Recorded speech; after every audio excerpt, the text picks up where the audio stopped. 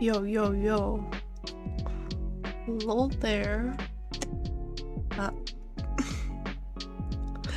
Yo, I have something to show off. You want to see it? I was working on the art for that one Vocab cover song I was planning on doing. Ta-da! So, I know I'm starting it kinda super late. Oh, hi there, Moonlight, Q-chan, Vivid Space. Krusty Krab is unfair. but I don't work at Krusty Krabs unless maybe I just work there and I just didn't know of it. Maybe I live there. The Krusty Krab is my home now.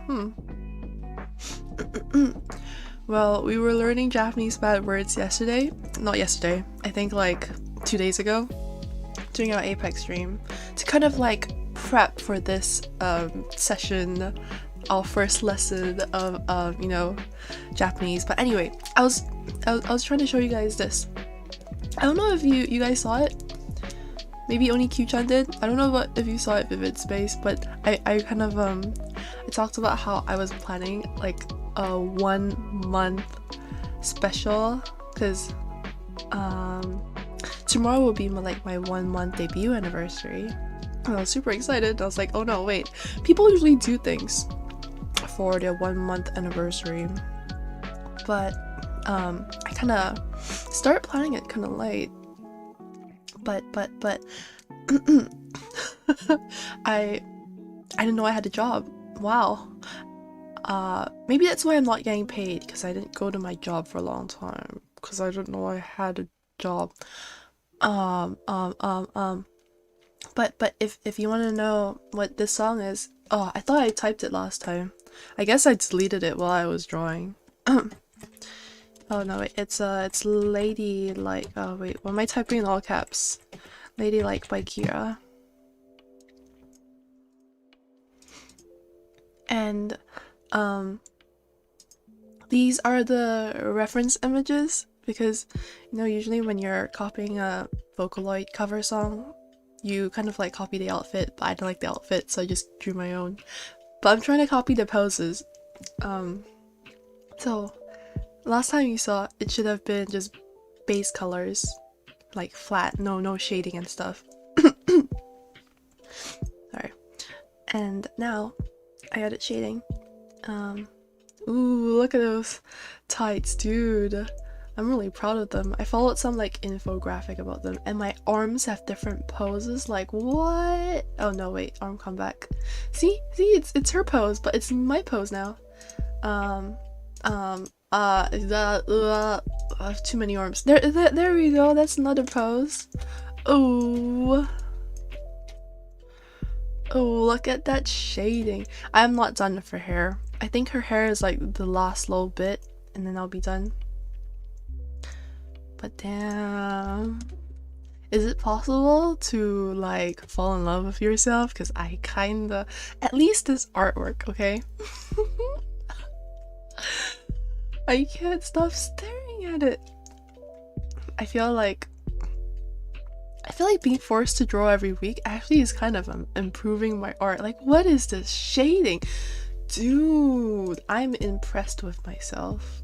I might be the only one. But damn, look at this shading. Alright. I still haven't recorded the song because I need to properly sit down and record it and attempt to record it while it isn't like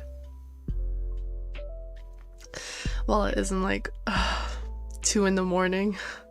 You like the hair? Thank you. Yeah. I think hair is usually the most difficult part for me, but somehow this time it's turning out so well. I'm impressed. Alright, I'll stop showing off now. I just need to record it, edit the video. It'll probably take a while. I don't know. Well, that was that was me showing off. Now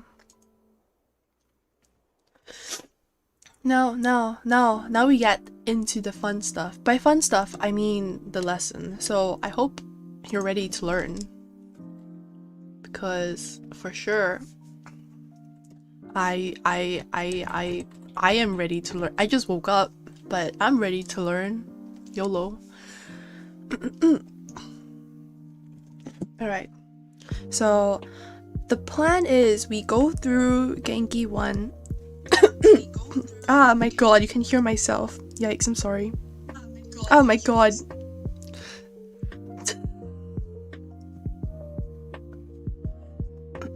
I definitely did not just open my own stream on my phone. I just gotta check for messages, you know? Oh, you like the dark green color? I was trying to go for like shading and light effect where it's like hitting me on like the right side of my face. You know, like it's hitting me from one side. I think it was the right side. Actually, I can't really remember. And then you have like shadow cast on the other side. I don't know. I'm trying to work on like color and stuff. But alright, so if we're starting from chapter 1 of Genki 1, let me see where to begin. I think we'll begin with the Japanese writing system. Why can't I type?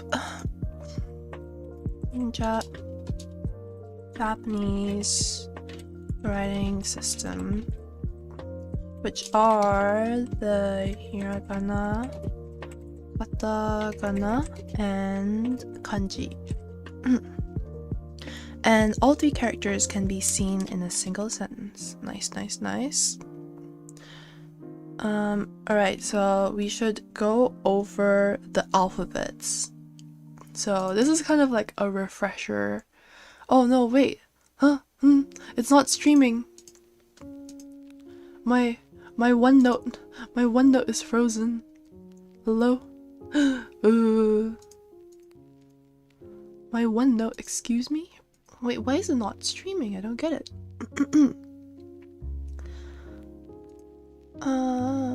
Ahoy! Hi, Night Goblin. I'm trying to figure out why my OneNote is blank.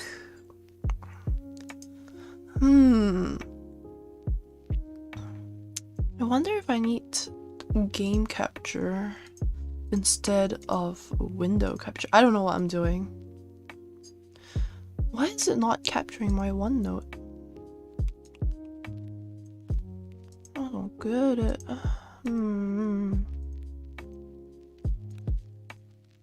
Capture specific window, capture OneNote.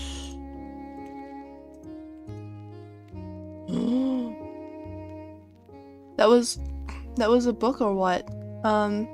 Yeah. I'm reading from the textbook, the textbook, which is called Genki 1. I used it like many years ago, right? Like when I was in high school. Dude, I cannot capture OneNote. I don't know why. Am I doing something wrong? Why is my OneNote not capturing? Oh. Okay, like the window is okay, this is so scuffed. Oh no. Maybe I should just do it on Clip Studio, because I know Clip Studio works. Change of plans. We shall head back to what we're familiar with, which is Clip Studio Paint. Oh no. I don't know what happened to OneNote. Don't know why it's not cooperating with me. Change scenes if I'm changing settings on another. Oh god, this is so scuffed. I'm sorry. I don't know why it's not turning up. Sorry, just bear with me for like 2 seconds while I test. It's not working! I don't know why! Okay, OneNote would have been perfect to use, but for now, we use Clip Studio Paint. I don't know why my settings for OneNote doesn't work. Like, I've been using OneNote for like other stuff, like D&D stuff, and like the app itself works perfectly fine, right? But I guess it's too much to handle if you're I don't know if you're streaming it. It should be fine. Anyway, so right. So the what was it? 3 kinds of characters. Alright, so we got the Hiragana, Katakana, and the Kanji. And all 3 characters can be seen as a single sentence. Hiragana and Katakana are basically alphabets, so these 2 are basically alphabets. And we shall go over them now. Hiragana is the most common one for like Japanese. It's like the alphabets, right, for Japanese words, and then katakana are alphabets for words that are borrowed from other languages. So, for example, if you hear things like hamburger, like hamburger. Like hamburger is like a burger is like an English word, right? But then in Japanese they call it like hamburger. So then if you're using a foreign word, you would be using katakana. But then if you're using like a Japanese word, so something like, oh, thanks for dropping by, Vivid. If you're using like Konnichiwa, or just like, you know, like the normal Japanese words, what's a better example? Maybe like kimono, yeah, kimono. Then you use hiragana. And so hiragana, there are 46 basic hiragana syllables. So I gotta do a refresher for hiragana. Hiragana. If you've studied Japanese, I think you should try to practice with me, but if you haven't, here we go. So let's go like e, a, I, u, e, o. And then there are like, these are like the sounds, right? And these are like the consonants that like you add with the sound. So then it's like a, I, u, e, o, and then there's like ka, ki, ku, ke, ko. So it's like ka, sa, ta, na, ha, hama, ya, ra, wa. And then there's a o and there's a n. There's just a one here. But okay, I'm gonna write them out and then I'm gonna have to test myself later. I probably still remember hiragana at least. If I don't, that would be interesting. Oh, I need to leave a blank. Wait. I need to leave one blank because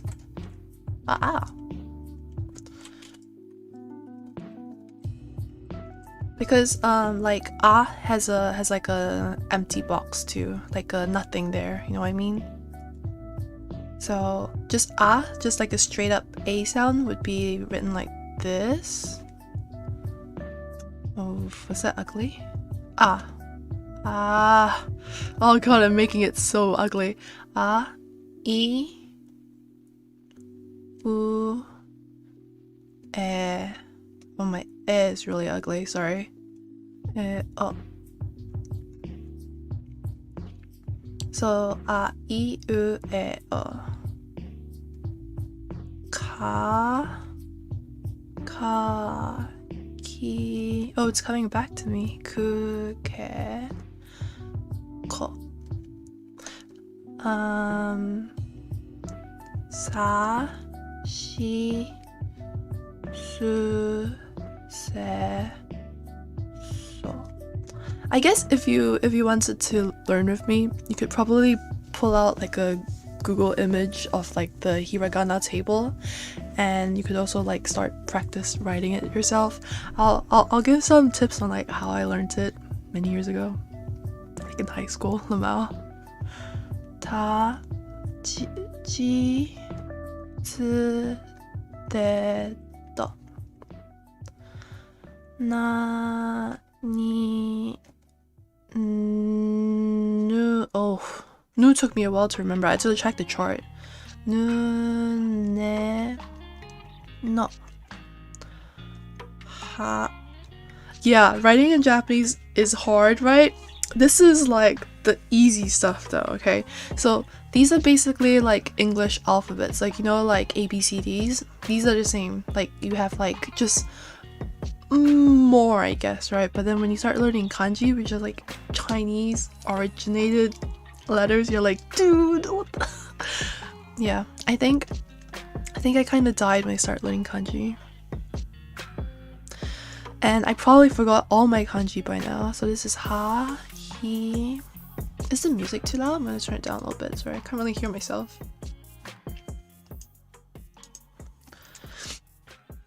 Now it's a bit too soft. Alright, so ha, he, fu, he, ho. Ma, mi, oh, I don't remember. Oh, it's awkward. Ah, mami. Oh, that's not it. Mu. Man, mu looks weird, doesn't it? Mu, me, ma. Ya. Ya only has, like, the Y sounds only have 3. So it's like ya, you, yo. Like there's only 3 sounds because I don't know, maybe E and ye just sounds weird. So yeah, only 3 sounds. And then you have ra, ri, ru, ru, ru. Ah, that's ugly, sorry. Ru. Ah, I keep not drawing the circle big enough. Ru, re, re, ro. Wa. And then this o is just like a single o, right? Maybe I'll write it down here like o is just o. O. And then I don't know where to write I'll just write down here. Ah. So these are the hiragana alphabets. So maybe we should try to find some ways to memorize them now. Like, at least for me, I think I've most of them memorized because I learned them many years ago, but some of the things that I kind of remember being like tips that I used to study was like, right, so let me find a pen. Draw in red. Some of these characters look alike. Yeah. So where should I begin? So like if you see this E, right? E is like a sideways ko. Do you know what I mean? So if you learn one of them, you basically know the other one. You just have to remember to like turn it on its side. So you just need to remember like, oh, there's another alphabet that looks very similar to this, and I just need to remember that where the other one belongs to. And then we have ooh. Did I just say ooh? I didn't mean to say that.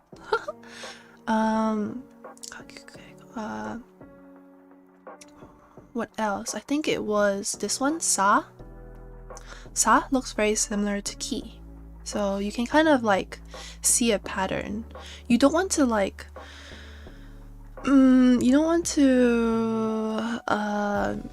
kind of write ki when you're trying to write sa, and you don't want to do the vice versa of like writing the wrong one. But it's good to remember that there's like a pattern, right? What else? I think it was this one. It was ne. Oh no, can you see that color? It's a bit too light yellow, isn't it? Oh, that's also very light. I'm using like highlighter colors. Ne and oh no, where is it? Wa. There we go. So these are also very similar. There are also mu and su. Honestly, mu is really weird to write like this. It feels really unnatural to write. Now that I'm looking at it, if I write it so many times, I think it'll be like ku and he. Ku and oh, you're right. Let's write that down too. Ku and he. So like you kind of have to like remember not to get them confused, but also remember that there's like a similar alphabet somewhere, then you can kind of, it's easier to learn. I guess there's also like she. Why did I use the exact same color? She and zi. But she is like long, right? You know what I mean? It's like a fishing hook long, and then zi is like small and it's round. So they look similar, but when you actually write them, they're like not that similar. There are also stuff like, you know, like this line, for example, and this line, or this dot and this dot.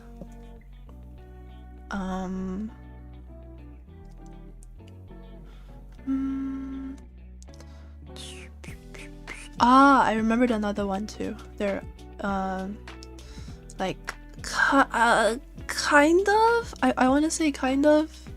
These three kind of look similar. Do you know what I mean? With like this top stroke, they kind of look similar, even though chi connects, right? I feel like I remembered that they look similar. There were also these ones, ha and ho. Very, very similar. It's just literally one stroke of difference. This stroke, the top stroke. I'm running out of colors to pick from. Ma and mo. Oh, this now that I'm actually like drawing them out, there are so many similar ones.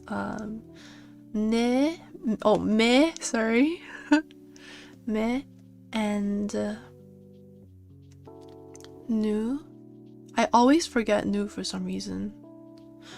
I feel like nu is really easy for me to forget because maybe I don't really use it much. I don't know. Nu. Ru and ru and ro. Yeah, you're right. Let me circle those too. Ru and ro.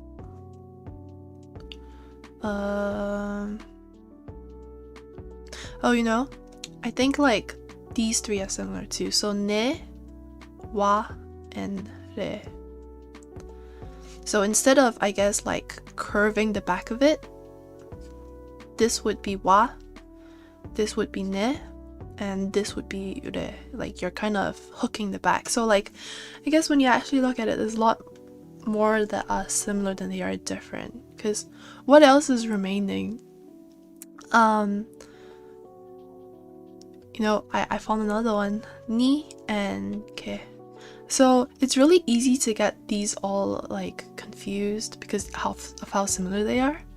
But I guess like once you learn the patterns, you'll just have this in your mind. And to begin with, like I learned like, oh, you know, ru and ro, they were very similar together. But then like after a while, I just took them as it is, and I just like remembered them to be like alphabets. Like I guess like they look like, yeah, how do I describe it?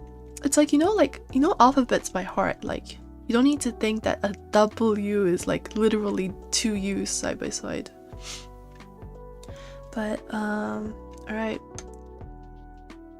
let's do some tests.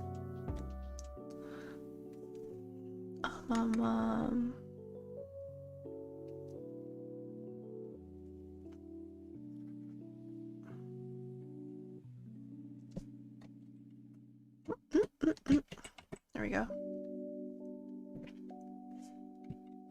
Alright, this is my little test. See how much I can fill out, because I think I remember most of it. I might have like a couple that I forgot, but after like writing them out just now, I think I'll remember. Oh,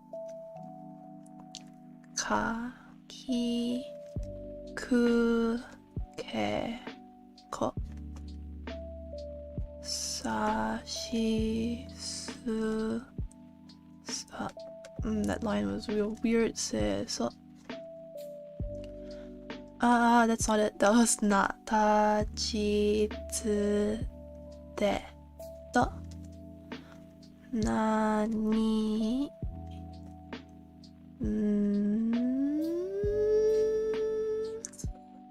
Oh no, nu. This is nu. Nu ne. Oh god, why am I struggling so hard with the end sounds? And then ha he fu. Oh, that fu was real ugly, wasn't it? You guys didn't see anything. Why is my fu so ugly? Fu he ho ma mi mu me mo. Yeah. Obviously, you don't learn how to write these hiraganas in like one sitting. It probably takes like a week of like daily practice, just like going back and rewriting them again, and then even then you barely remember them. You have to kind of practice them until you get the hang of it and like memorize it, and then even then maybe you'll forget like how I'm kind of ru re ro ro. There we go. And then there's a wa, wa, oh, and then oh yeah. So I guess o also has that little like T at the top. You know what I mean? Sometimes I just remember Japanese words and I have no idea how to write them. Yeah. So not only this, right? But when you're writing like hiragana, there are more hiragana. These are like the simple alphabet letters. But now let me go over the other ones. So there is a I, U, E, O. There are kind of like additional hiragana. It's ga, and then za, and then da. And then maybe I don't have to do it here. Wait, let me see how's the best way to show it. Alright, maybe I'll just show it here. Alright, so you have like ga, za, da, ba, and pa. So let me move these down a little bit, then you'll see why. It's like falling off the page somehow.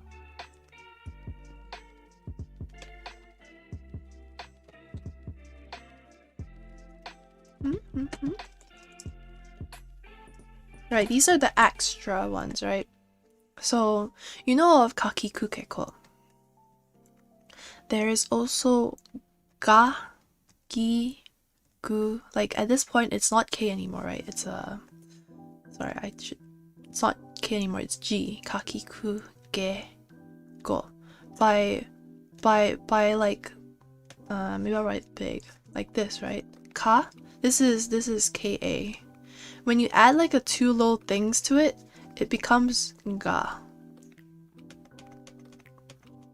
So literally, it's like transforming.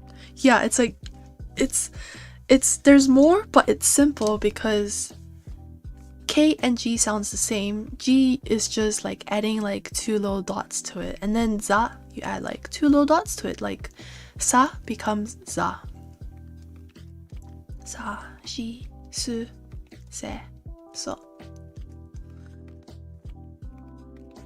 Man, some of these little dots that I wrote are kind of ugly, but it's two dots that kind of go at an angle, and then da, chi, zi, te, do, and again ba. These aren't the sounds anymore. It's not ha, it's ba.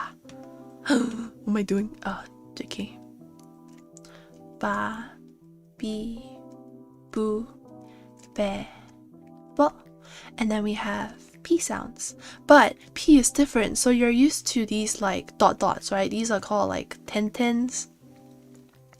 Now we have a little circle. What's a circle called? I don't think this book tells me what a circle is called, but you have ha, you have ba, now you have pa, pi, pu, pe, po. Alright, I think I drew the circle a little bit too big, like it should be like this. Like small and cute. Pa, pi, pu, pe, po. That is the full alphabet. But there's more! Yeah, you're gonna love this. Fada Pushi Pu. I probably shouldn't pronounce your full name. 本当に素晴らしい。そうですよね。Yes. Studying is good. Alright. Where were we? I need to figure out what layer I should draw it on. Maybe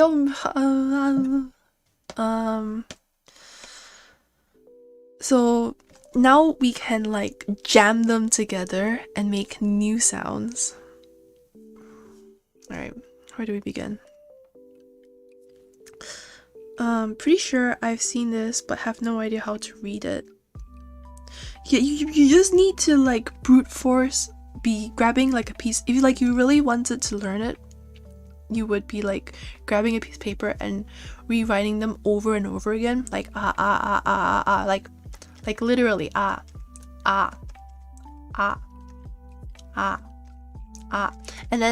then you move on to like e and then like you would do that until you memorized it, and then you would go back and then you would test yourself. You would be like, okay, from the very top now, e, u, I think I skipped u, but whatever. You would have to just keep writing it until it goes into your head. But like I was saying, this is not it. We're not over yet. So you see, what color should I use? Maybe like a blue. You see this row, right? Sorry for my real ugly box there. You like the Y series is slightly different because they don't have anything here, like they're not, just nothing exists, right? You can use it by itself, like you can say like yasashi, right? And so then like yasashi literally means kind. Yasashi. It would be written ya, oh god, my ya sa shi, right? Yeah, yasashi just means kind. This is an example. I don't know how better to explain it, but you can use ya by itself, and you can use ya kind of added onto another alphabet. So you see it can be used by itself, but watch this. I'm gonna put somewhere. We have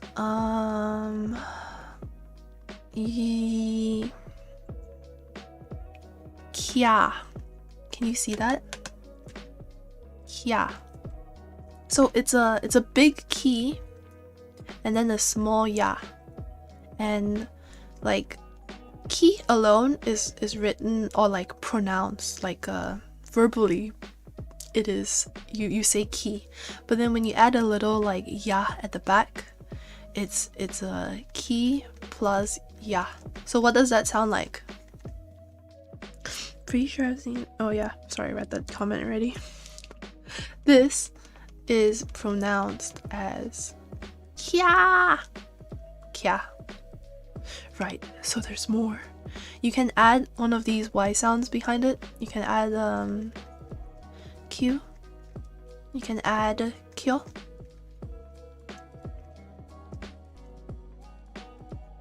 Kyo, like kyokun from Fruits Basket.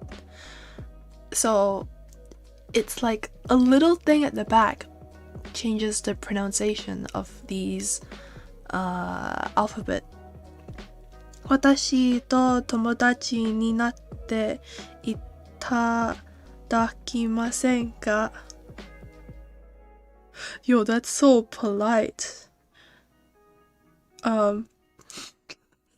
Wait, what? When you get to the bathroom? Sorry, what was that? So yeah, I think I got what you meant. It was like, do you want to be friends with me, right? Nice. So, yes. But in Japanese, people don't actually say watashi. It's really weird. They just assume that every sentence starts with watashi. So, yeah. Yeah, let's be friends. For sure. I don't know how to reply to that. Hi. 友達になります? Also, いただきます is a very formal way of saying it. I don't know if that's the correct way. But then again, I haven't really learned my polite Japanese. Like, man, Japanese is a lot. There's like polite and impolite Japanese. Like it's not like the way they say it. So in English, you might say like, actually, what is an example of impolite English? Maybe like if you raise your hand to your teacher and be like, I'm going to the restroom. Maybe that would be an example of like impolite English. But then if you wanted to be polite, you would be like, please may I go to the restroom or something. That would be maybe like polite English, but you're still using words that you use in everyday English. But then everyday polite Japanese is a whole set of different words from everyday casual Japanese. I don't know, it's a lot. And then you have so you can add like a little thing at the back here for ki, for she. So then she becomes like sha, shu, sho, and then chi, and then ni, and then he, and then me, and re. And I guess it just sounds right because ki already has the I sound and Y kind of sounds like a I. I really want to study Japanese, but my school makes me learn French. I know, I learned French too, and I forgot every single bit of it because I just wasn't interested in French. French sounds really good. Like, I remember when I went to Paris, everyone sounded so elegant, so posh, and I was like, oh, I'm jealous. I wish I kind of remembered my French. Maybe I'll try to learn it, but I feel like the drive isn't there. For Japanese, I have like VTubers, and I have anime, and I have like music that keeps me kind of like, I have a reason to study it, but French, I have no reason to study it.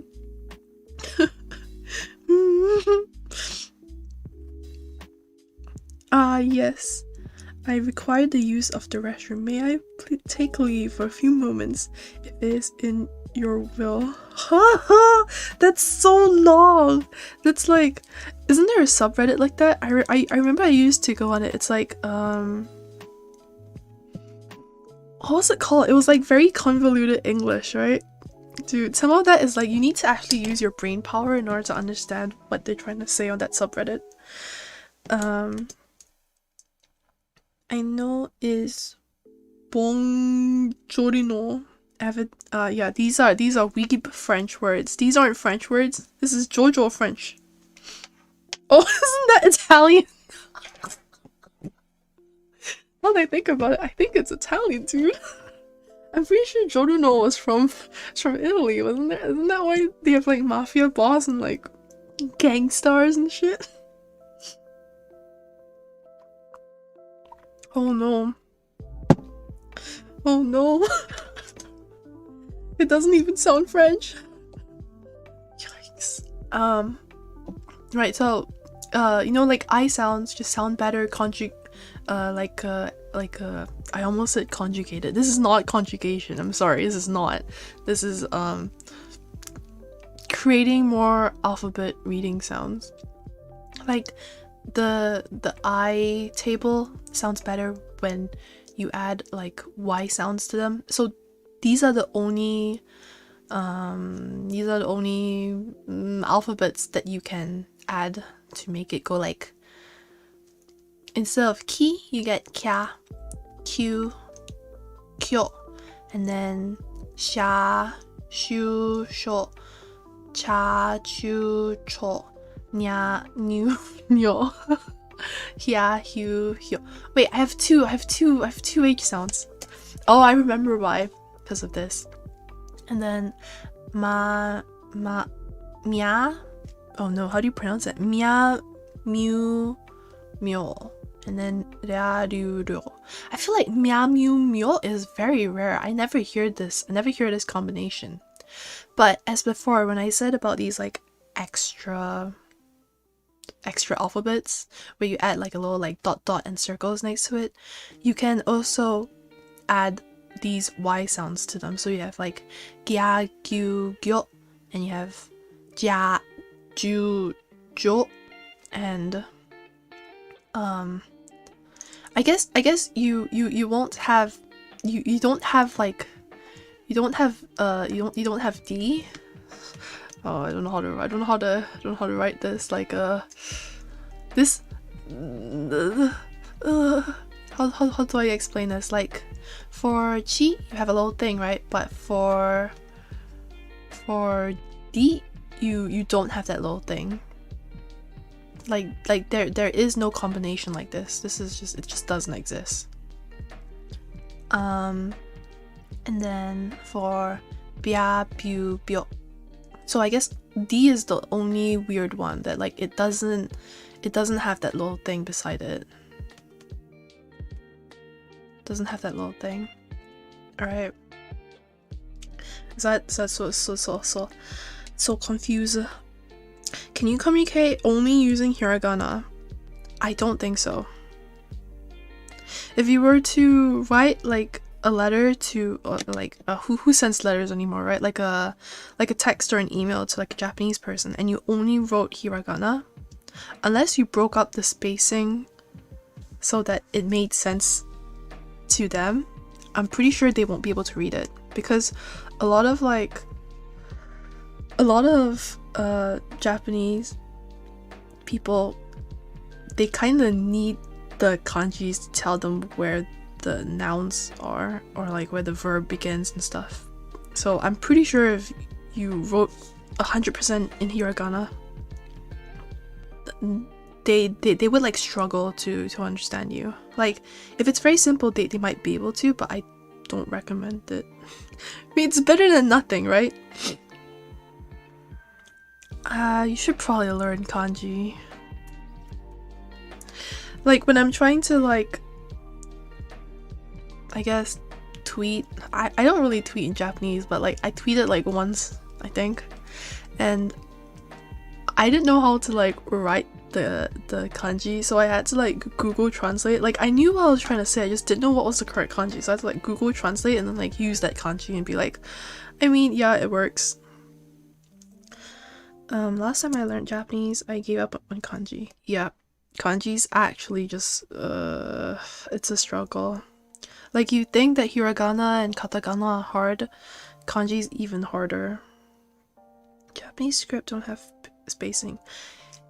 Yeah, I guess if you wrote it something like, you know, like wa, oh my god, that's not ta, watashi, and then like what, maybe like if you like left the space, they would be able to follow you.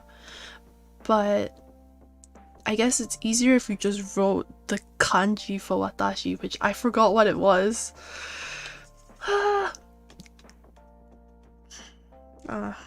All my kanji, I don't remember any of it. Alright, there are also small t's.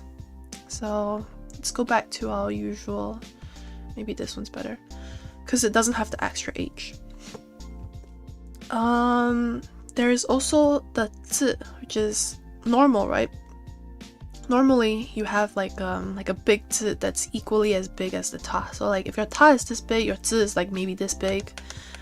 These are just how you read it as like what is a word containing zi?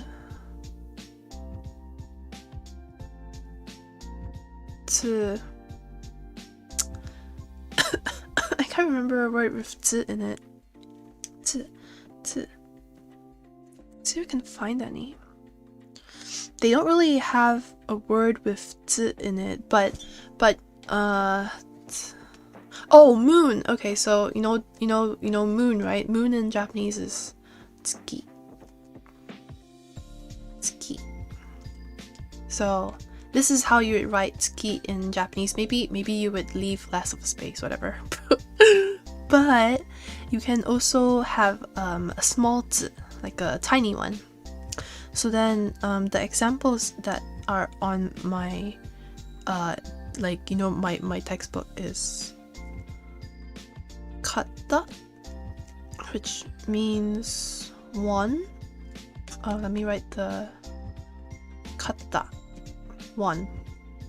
So it's like a small zi, but you're reading it as like a break, or like a fast, it's like an intonate, like a low like intonation kind of sound. So like this is like sa, and this is ka, right? This tiny zi, you don't read it as sa zi ka, you read it as sakka. You like take the first letter of this one, and it becomes sakka, which is rider. So when you use zi big, you read it as zi, like tsuki, and then when you write a small zi, you read it as like the first letter of the second the second alphabet. Jesus Christ, it's hard to explain, isn't it? Let me just try to read what the textbook says. There is another small letter zi, which is used when transcribing double consonants such as tt and pp. So kata. Oh, double consonants. Yeah, so I guess instead of reading it like kata, which is like shoulder, I think. Yeah, kata is shoulder, is what they wrote. Shoulder. You would read it as like kata instead of kata. You would have like a little like break in between, like kata. What is Japanese? Wait, what is Japanese? Wait, what? What is that a language? Japanese. Japanese.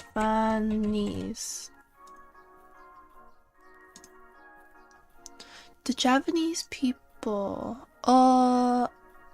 they're an Indonesian ethnic group. Oh, TIL. Japanese. I don't really know. First time I am hearing of it. I wrote on this layer, but it's fine. I think you kind of get it. This is katakana time. Katakana time. Right, where are my katakana table at? Katakana. Alright, I'm gonna set up the table again. It's like exactly the same. U, e, o. Then there's a little blank. Akasatana. Hamayarawa. And then you have a little Oh, wait, I forgot the o. Okay, so katakana is what you use to write non-Japanese words. So like the example I said before was like hamburger. What else do we have? I think like we have like potato, any word that is basically borrowed from other languages. Like there are some words that are like French as well. For example,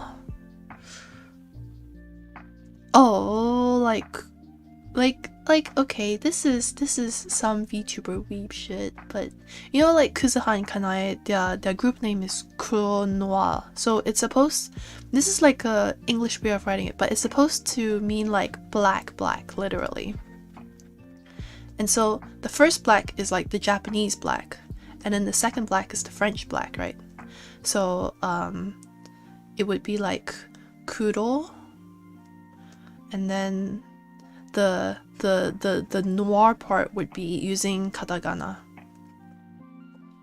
Wait, this is, oh my god, this is a K. Katakana.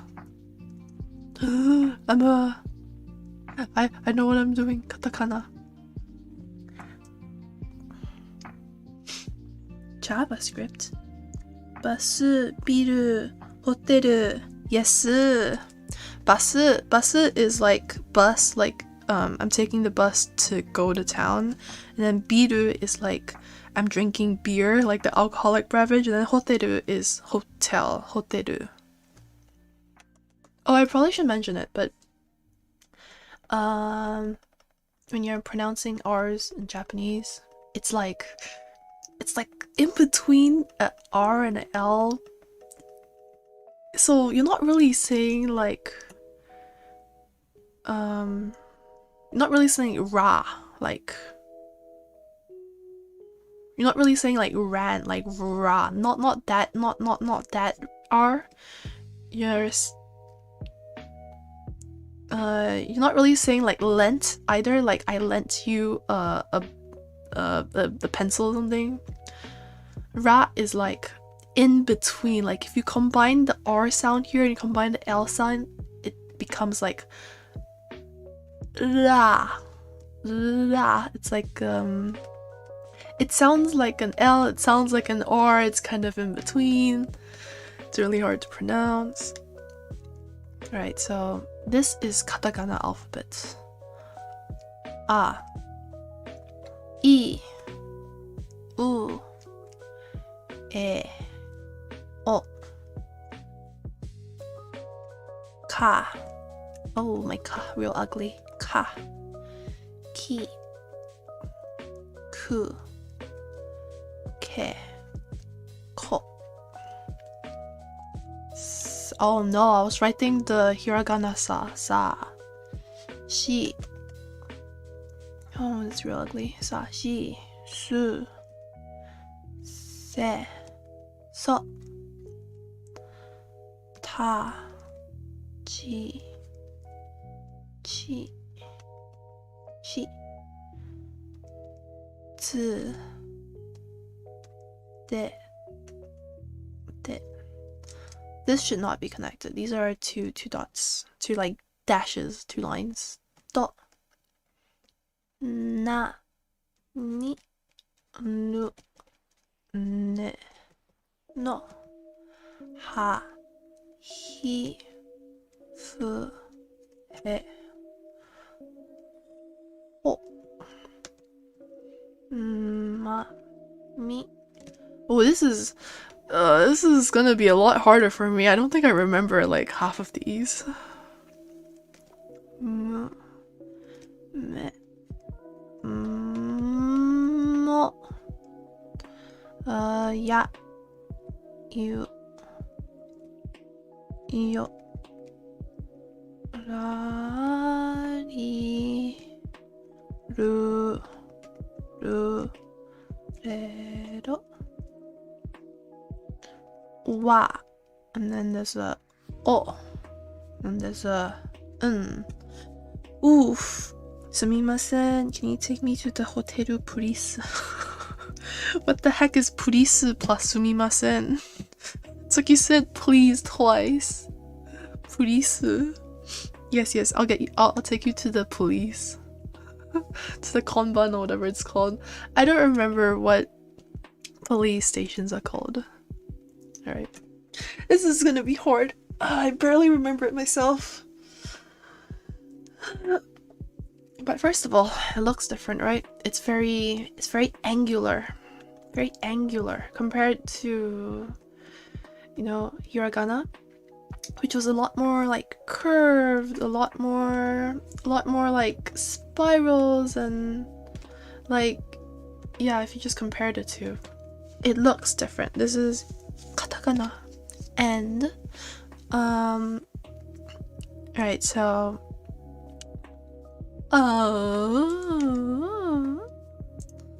where do I begin?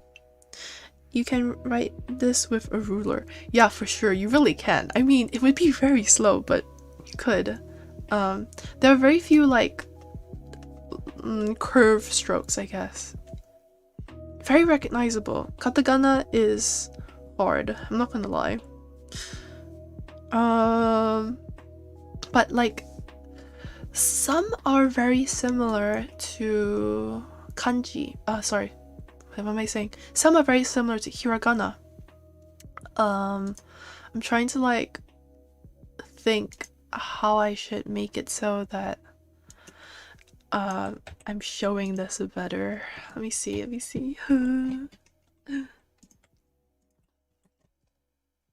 Maybe I'll move it over here.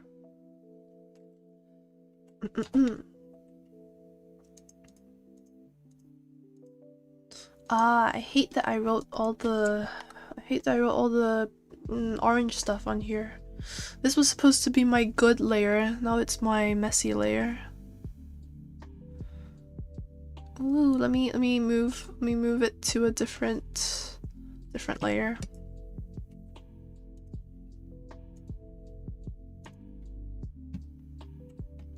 Oh no. Yeah, there we go. Okay. Now that orange stuff is on a different layer.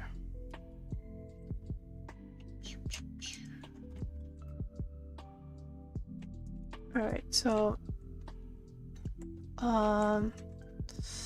where do we begin? We have a lot of similar stuff.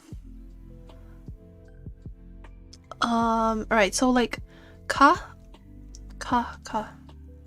looks very similar to ka. It just doesn't have that one stroke. Ki looks very similar to ki. U kind of looks similar to u too. It's just more straight. Like you can imagine like this u, if you wrote it, you could kind of like imagine that it's that u, and then you add like a little thing, and then like you remember like, oh yeah, this is u.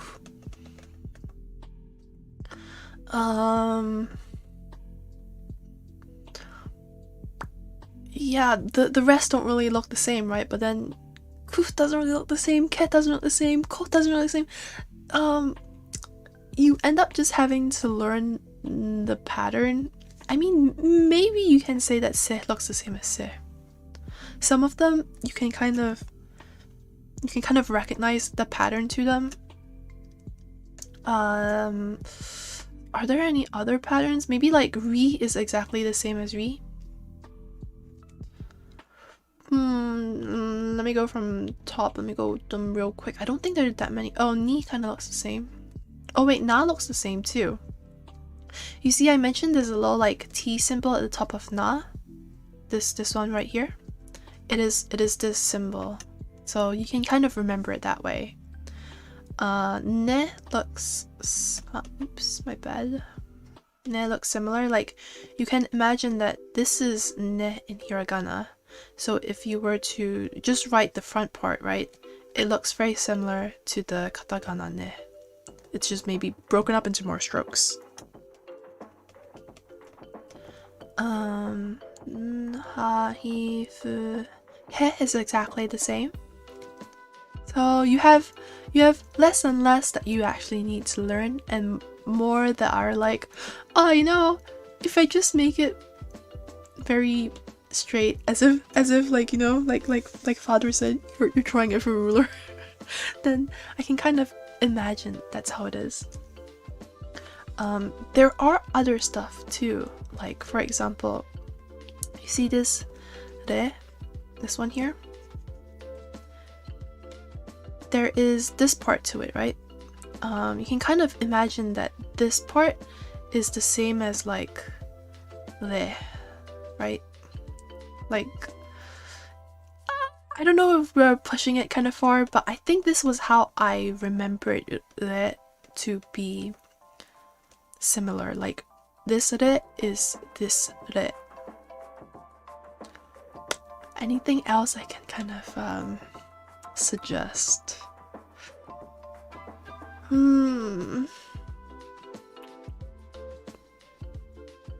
Honestly, not really. Like, you end up just having to learn an entirely separate alphabet system, and there are some that resemble each other. Like, again, you have ko and you have ro, you have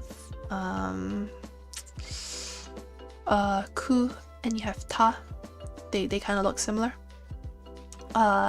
She is the sideways version of zi, which is just one dot missing from n. You see what I mean? So when you're writing hiragana shi, it's a fish hook. So when you're writing the shi for the katakana, you write 2 dots, and then you want the last stroke to match this stroke, shi. So this upward stroke is upwards. It's kind of messy, but you get what I mean. Shi goes up as well. It's like a upwards direction, right? And then zi for hiragana kind of goes down. So zi for katakana also kind of goes down. It's like a downward stroke. And then n for hiragana, it kind of goes up. So then you want the n for the katakana to kind of go up as well. So like, this is how I remembered it. My brain is too small for this. Just get a piece of paper and start like brute forcing it if you want to learn. Literally just keep writing it. Write it for like a few times a day for a week, and then you'll kind of have it memorized. But it's really just like brute force. Like there's no like easy way to learn it. Like, I can tell you all the patterns, but these are like things to think about when you're practicing studying the alphabetic system. Sorry, clicking on Duo really loudly. Alright, what other patterns are there? You and yo are kind of similar. I mean, I don't know if you can really say that they are the same. There are a lot of very similar stuff. It's just like pointing them out is just going to make you think that, oh, there's another letter that's similar to this, but is it actually going to help you? I don't know. You know, like, these look the same, but I don't think you should consider them as similar. Because the way they're written is different. One is like a little like a swoosh, and then a straight line, and then swoosh, right? Oh, I meant swoosh. So it's like swoosh, straight, swoosh. But te, it's straight, straight, swoosh. So they look the same, but they're written pretty different.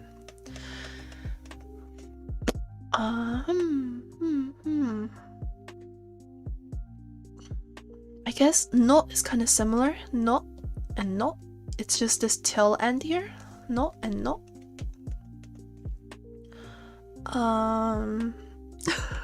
You just kind of these two are similar, right? They're just like the top down, reversed, like flipped version of each other. Ma and mu. I still use this when I'm trying to remember how to write mu, because ma is very easy for me to remember for some reason. Mama. I don't know why, it's just easy for me to remember mama. But then mu, I always need to think, oh, mu is the flipped version of ma. I mean, ru and re, it looks kind of similar, right? It's just a lot of weird looking strokes that you kind of have to like force yourself to remember. I think I should stop procrastinating and test myself.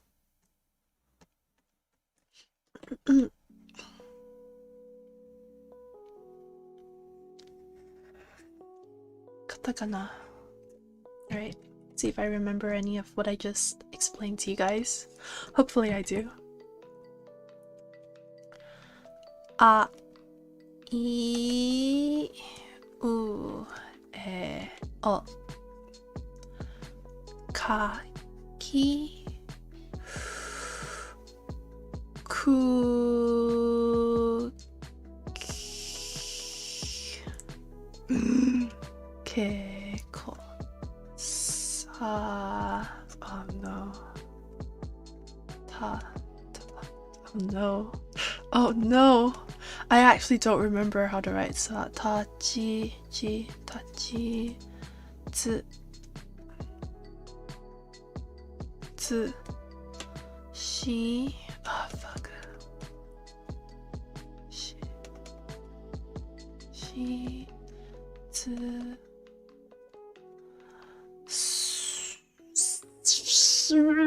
no, go practice while I practice, okay? Fucking don't watch me struggle. So te, oh god. Okay, I know that. Ha, he, fu. Yo, you better not be watching this and being like, haha, hee. Person who learned Japanese can't even remember shit. Mu, me, mo. Ra, ri, ru, re, ro. Look at how many blank spaces I have. Not like this. Ne. Ne. Ho. Sorry, I'm doing it. Ooh. Teacher's struggling too. See, so some stuff I can kind of explain it, right? But for straight up alphabets, I haven't wrote Japanese in quite a few years. I haven't wrote Japanese in like 4 years or some shit. Sa. Kakiku, ke. Is that, no, that's se. Ke, ko, sashi, su, se, so, sashi, su. Su, se, so, to, te. Oh, yikes. This is not the right te. This is the hiragana te. I'm trying to think of the hiragana te to see if it'll bring out like any thing that reminds me of the te in katakana, but it's not working. Nani, ni, nani, nu, no. Fucking nu. He, fu, he. Oh god, he is exactly the same, it's fine. What? Oh.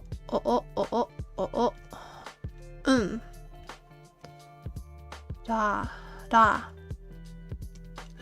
This is hiragana. This is not katakana. At what point do I admit defeat? Yeah. You.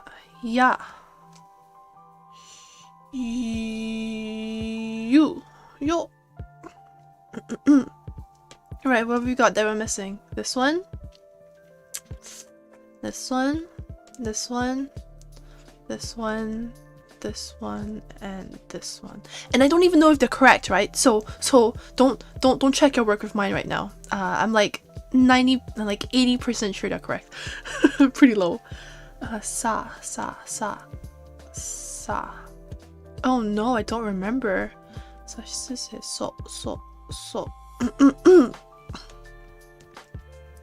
so. Te, nu, oh no, fu,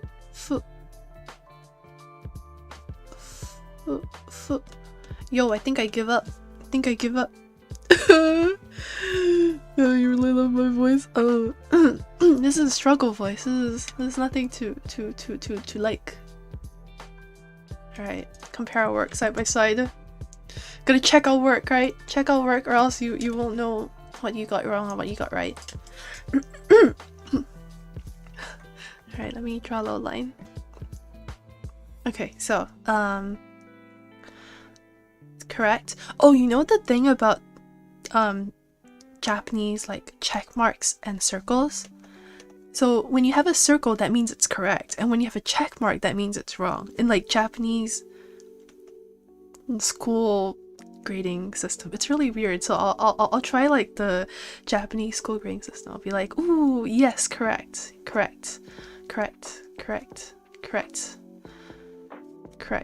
The circles, by the way, it means it's correct.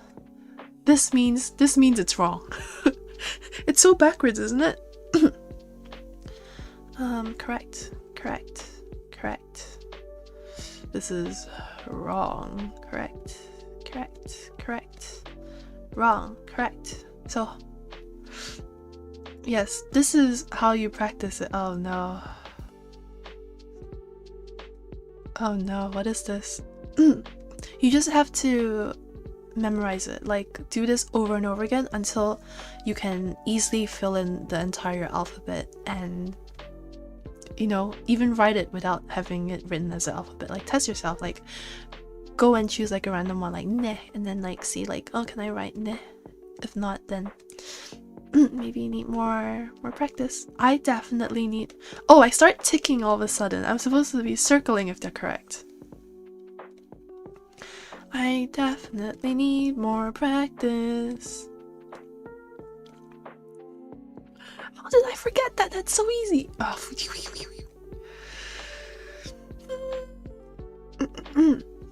Alright. I got everything that I remembered correctly. Correct. This offends the white man inside me and the white man outside me. So yeah, I mean, Japanese gonna do what they wanna fucking do, right? And if it's the backwards of the entire rest of the world, then they're gonna do it. Look at how many I got correct and how many I got absolutely incorrect.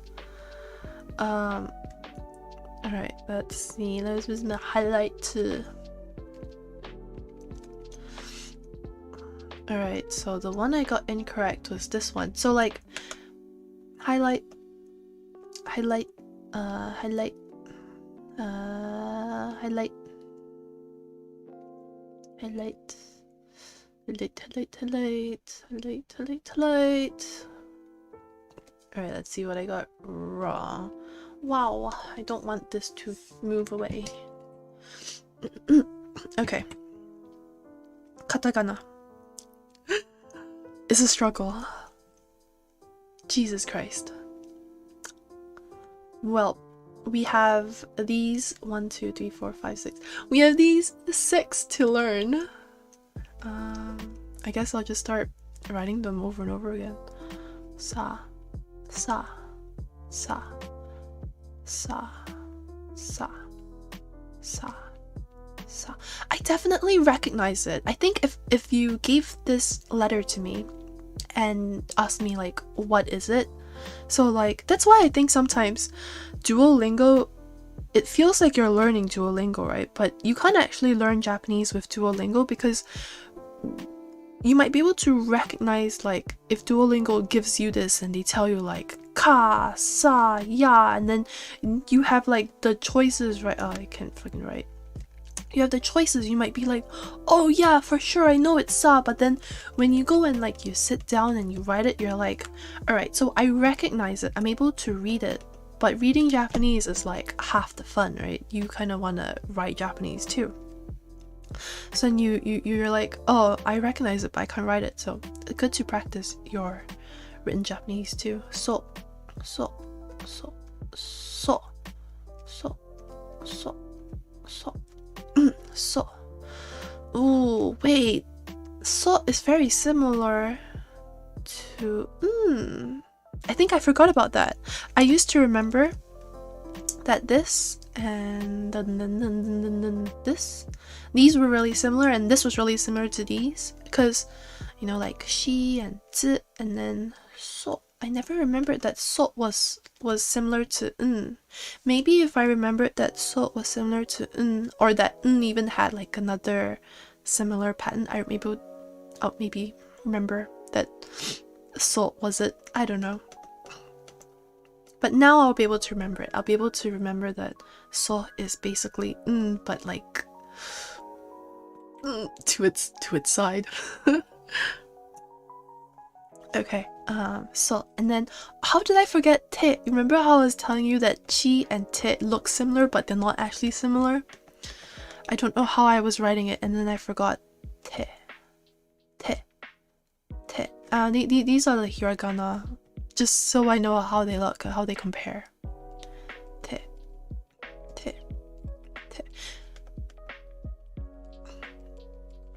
If you're learning like alphabets, definitely learn them one by one so you don't get them confused. Learn the hiragana because hiragana is definitely more used than katakana. Yeah, so I wouldn't say that katakana is like useless, but maybe it's used like 30% of the time, when like the other like 40-50% of the time hiragana is used. You know what I mean? And then like the remaining whatever percentages is like katakana. Sorry, the remaining percentages is kanji. I don't think I divided up those percentages correctly, but I do feel that hiragana is slightly more important. No.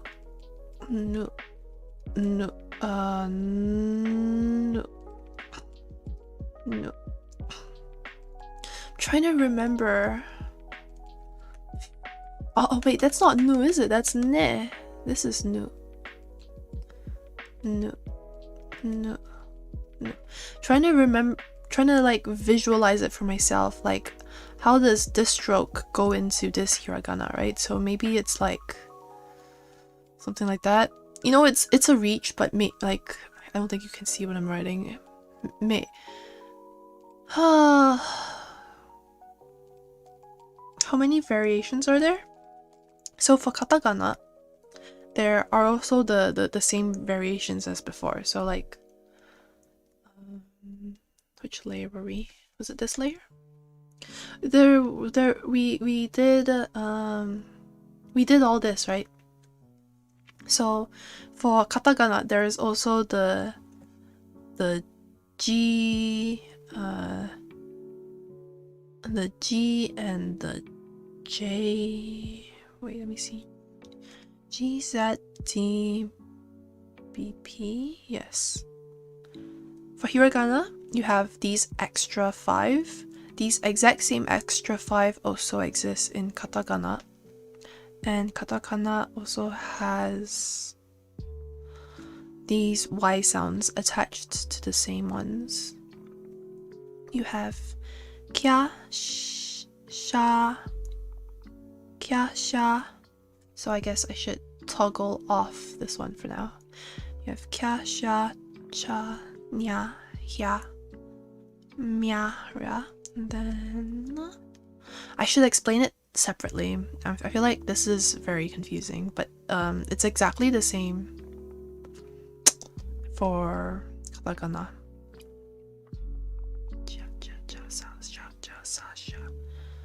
Whoa. Okay. Yeah, I should explain it separately. But let's go back to it's such a mess. Gomen, toko. Hai, koko desu. Desu. Alright, let me finish trying to memorize these 6, and then we'll move on to the variations. Oof, where is it? I have too many layers. Okay.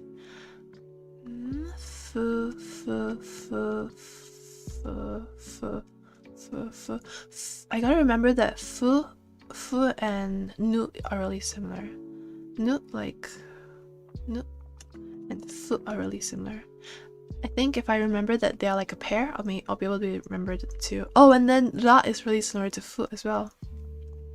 Honestly, I don't know how I forgot ra. Ra is like very easy. You see, there's a little top dash thing, and there's a little like a hook thing, and there's a little hook thing. Ra, ra, right. I think I remember them. Let's go over the variations of katakana. Why do I keep writing G? I'm a bad teacher. Katakana.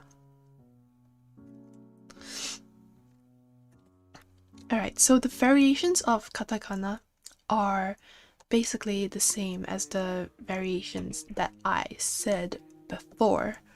So, you know, like, if you add the little like dot dot, you can turn ka into ga. If you add the little dot dot, sa becomes za. And then you have da. Ba. Oh, maybe I should write them like ba and pa. So like dot dot becomes pa, and circle becomes pa. So they're not supposed to connect. I don't know why maybe I'm writing them too quickly.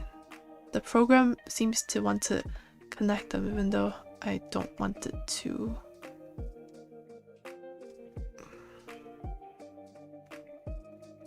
See, these are the extra variations, or like extra extra sounds to katakana alphabet. And then you have like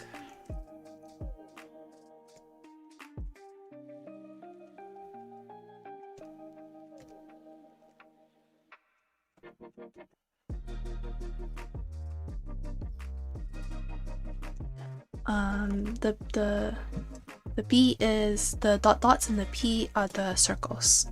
So these are the variations, and oh oops, I guess it's basically exactly the same as before.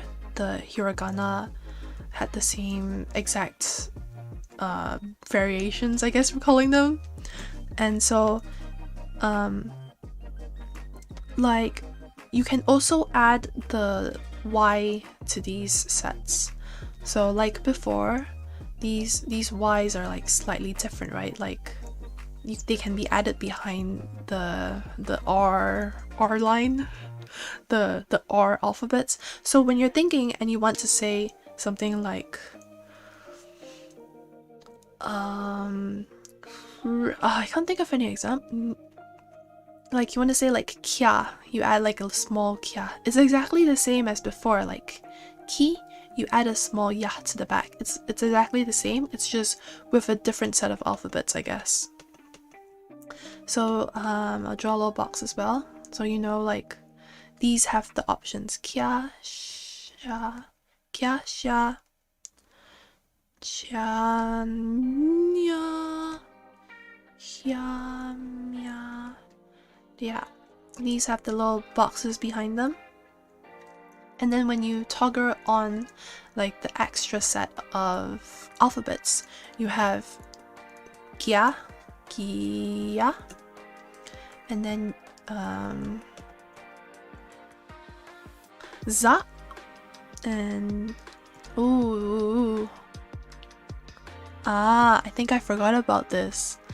The za lines, right, is special. So it's like sa, shi, su, se, so. Once you add the little dot dots to it, it becomes za, ji.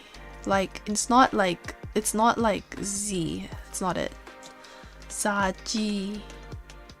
So then when you're adding a little thing behind it, it becomes jia, ju, jo. It's the same for this too. Ji. This is ji for hiragana. So then it becomes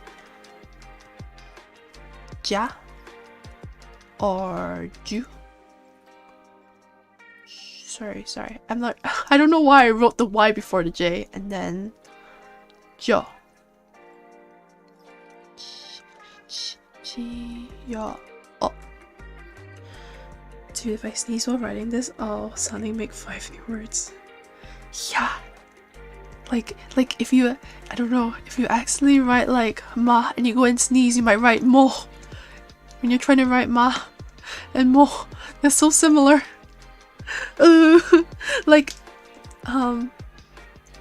it's, every stroke matters, I guess. It's just so similar when you look at it. But if you look at English too, aren't there like really similar alphabets? Like right here you have like a D, B, and P. Like what the heck is that? Like English is stupid similar too, but you know, we speak English, so it's probably easy to us. But you know, Japanese is hard. Honestly, I think it's easier than like the other languages though. Like I also studied some Mandarin when I was in high school, and I like forgot everything. Like how do I even write? Like I know how to write like this is wo, right? This is like me in Chinese. Sorry, this is like a, I don't know how to do, but like I don't remember anything else. Like I'm pretty sure most of my kanji comes from Chinese now. Yeah, it's real sad. I know more vocab in Japanese than Chinese, and like I also tried to learn Korean for a bit in university. I learned the alphabets and I learned some vocabs and that was it. But I don't even remember the alphabets anymore. Like Korean alphabets, you're able to learn it in literally an hour if you tried because it's so easy. But I don't remember it anymore because I guess I used it for my trip to Seoul and that was it. I don't know. It's okay. I could read where the, what was it? I don't even remember the word for like restroom in Korean, but I could read that and that was all I needed to survive. Yokoso, showerを浴びたいのか食べたいのかそれでも私 Basically what Q-chan just said is the cursed welcome home of you know, like, also I don't think they say yokoso. Yokoso is like welcome to like the country. Yokoso, it means like, you know, like when you say like welcome like to Japan, that's the yokoso that they use.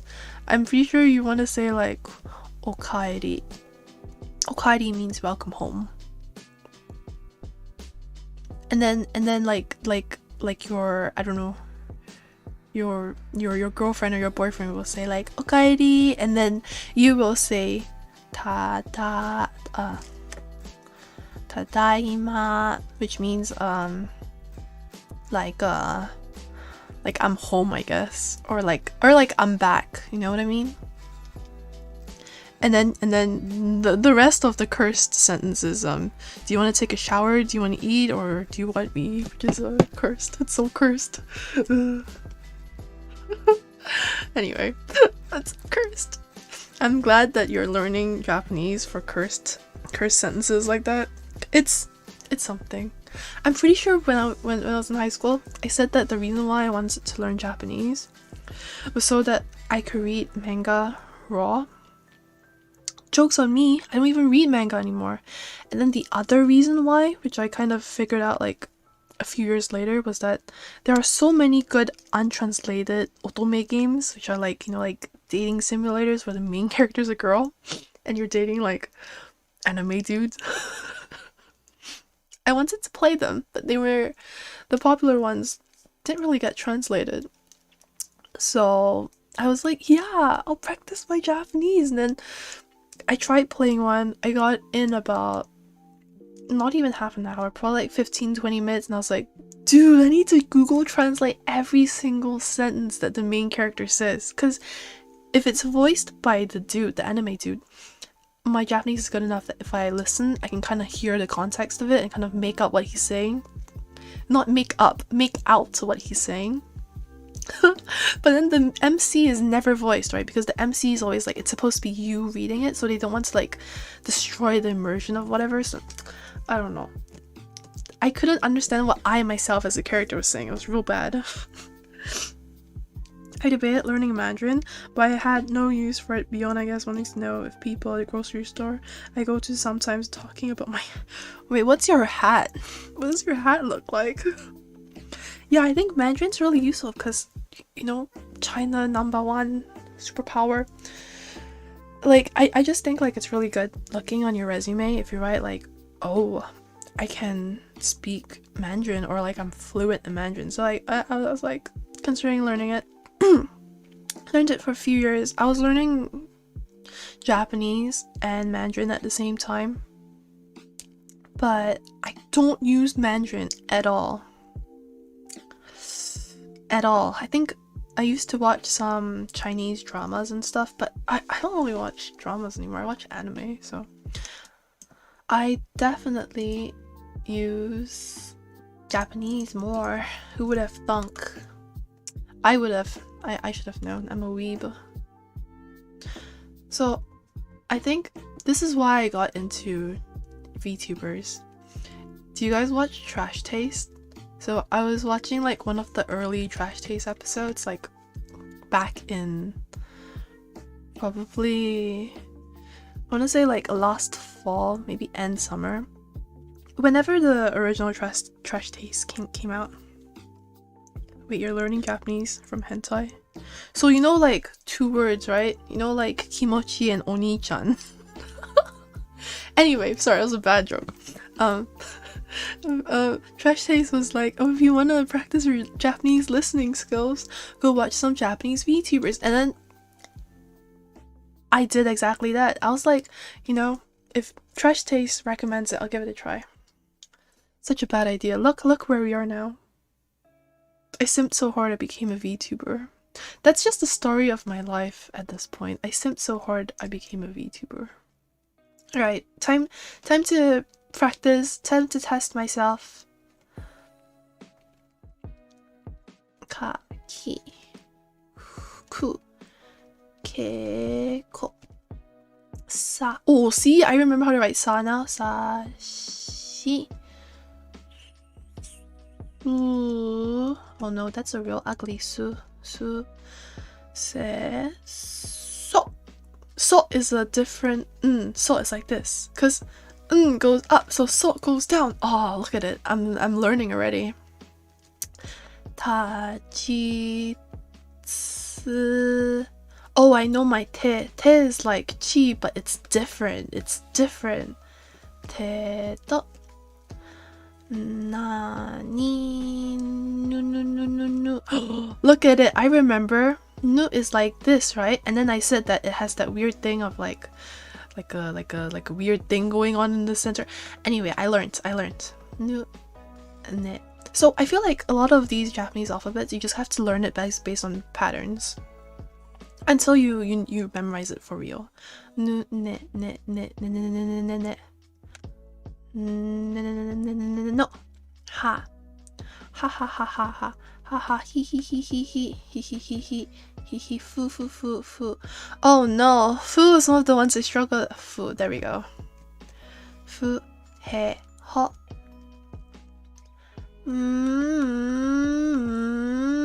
Oh no, mommy. It took 3 tries, but eventually we got to the right one. Mommy mu me mo. Yeah. Oh, you know, ya is really easy because ya for the hiragana, it's just like an extra dot at the top. So if you make it all like, all angular, it becomes ya. Ya, you. Yo. Ra. Ri. Oh, look, we got it this time. Ru. Re. Ro. And then wa, and then oh no, that's not o, that's o.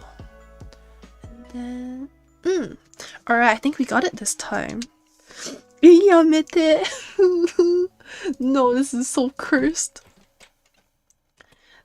Maybe that's not how you're supposed to be learning Japanese. Learn it the traditional way. Learn it usable so you don't end up talking like a weirdo to a Japanese girl when you meet a Japanese girl and be like, just scare her for life.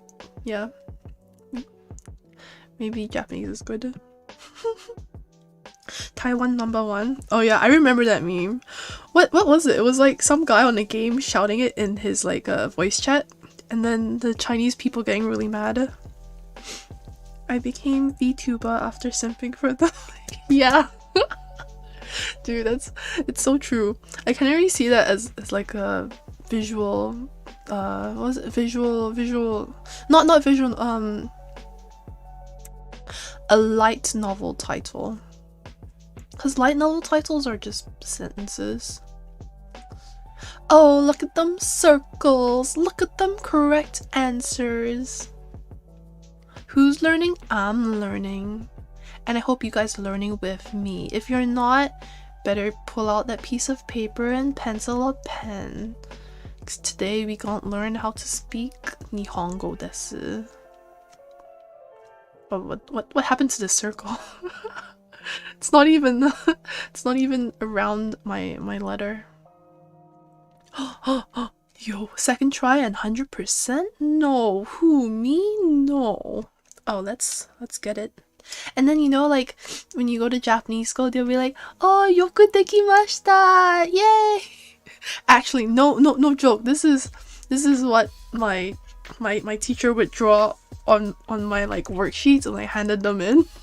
Just fucking draw an entire flower across my work. It's fine. I didn't need to see what my work was. I mean, I find it really cute, but also very distracting, isn't it? I would just get this back with like a little like sticker at the side with like a like a little sticker. Yeah, I kind of want to keep that flower on there. Alright, so that was katakana. And this was hiragana. I think I keep getting the K and the G mixed up because hiragana has a G and katakana has a K. Oh, was it PUBG?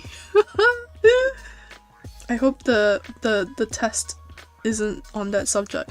Wait, which subject?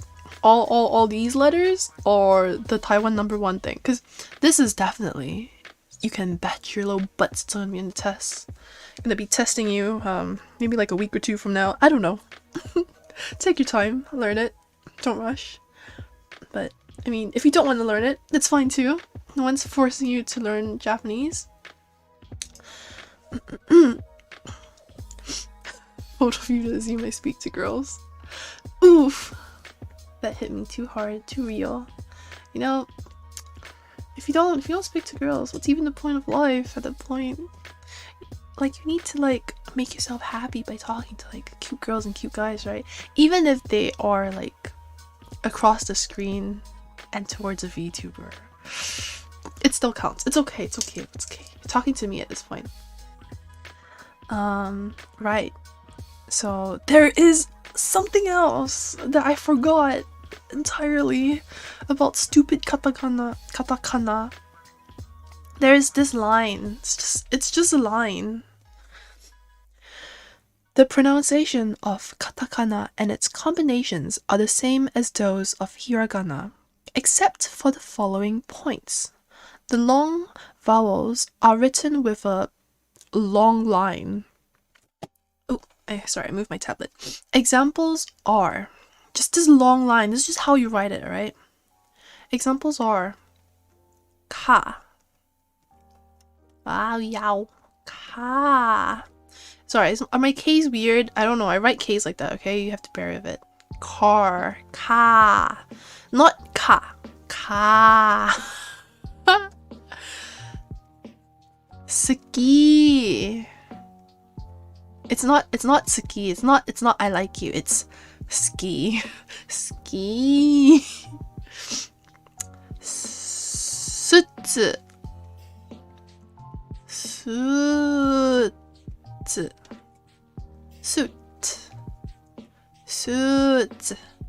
So it extends.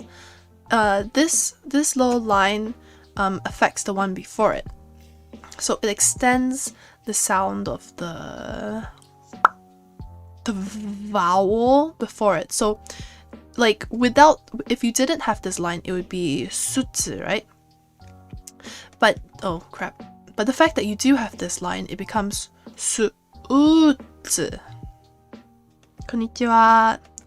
Hi Kai. How was your stream? I didn't study and I have to stay after class. Wow.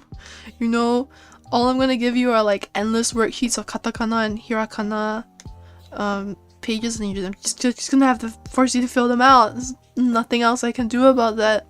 I'm not gonna get to watch your cute VTubers if you're not done your homework. So this is kind of like the opposite of something else we covered. Like, remember how we said what was the I have a perfect example. Okay, so this is katakana, right? Hiragana doesn't have this line. So hiragana doesn't have like what's the example, like ski, right? Ski. It's like ski desu, like I like you. You don't have this line. You don't have this line anywhere. Nowhere will you ever have this line. Wait. You know, I just noticed something. Is my suit missing something? No, my suit is fine. Sorry, I got paranoid for a second.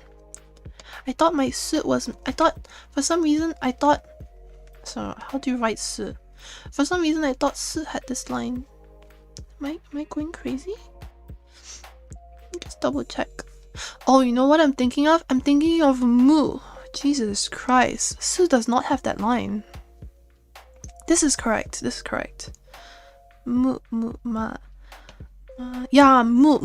has that line. Oh my god.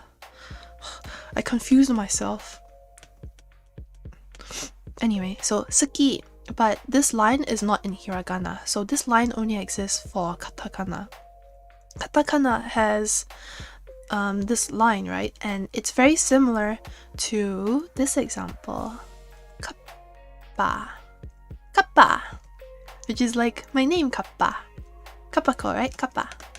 So for this is the hiragana little tsu. So this one affects the one behind it. So this line affects the one before it, and it makes the vowel longer, right? This one affects it like the consonant after it, so it becomes like kappa, right? And then this is su. It's like extra long. All right. So that was something extra. You need to remember this little line for our katakana. I'm backtracking a lot. Let me just delete all that. Too long. Lamau. Wait, Moonlight, what do you mean by you're studying your own? We're studying together right now. You're not allowed to study on your own. Who's gonna teach you if you study on your own?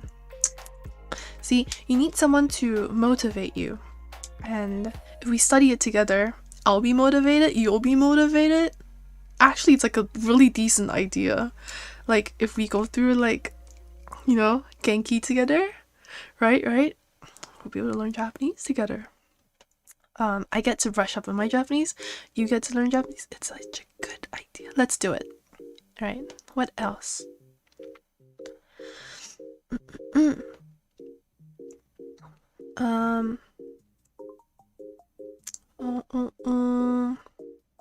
Okay, so additional combinations with small vowel letters are used to transcribe the foreign sounds which originally did not exist in Japanese. Alright, let's go over that. So what they are saying is you have little characters again, like the little, like zi, like the mini zi, you have it again, but for katakana you have we, like we man, it's so fun to pronounce. But an example of this is Halloween.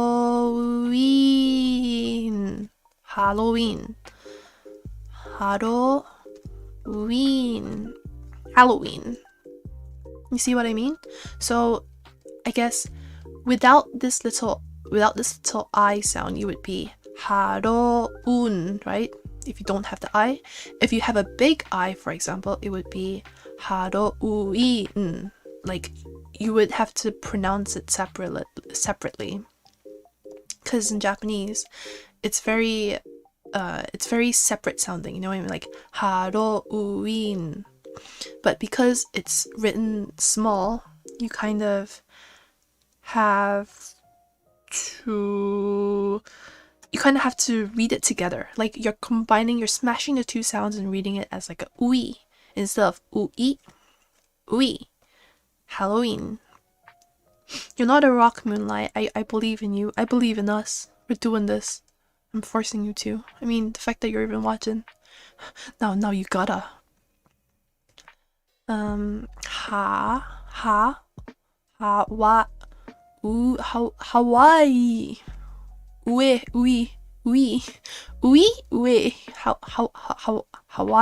Hawaii. Oh wait, how do you pronounce it? What the sorry, wait. Let me pronounce this real quick.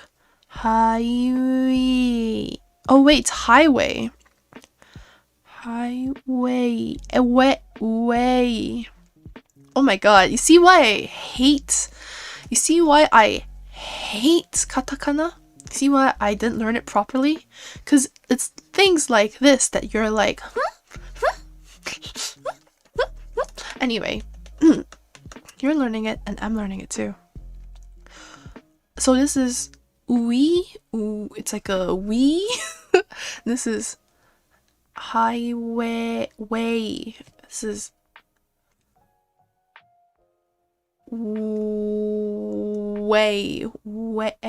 way. Ooh. Man, I don't know. But you also have which is mineraru uota. So you know, if it's writing it a little small, that's probably a better way of writing it. Like the Japanese wait. I don't know. Maybe I should just get rid of this pronunciation reading thing. It's not helping me and it's probably not helping you. So this is mineru. Oh my god, my handwriting, what happened to it? Jesus. Sorry, let me write it real quick. It's disgusting.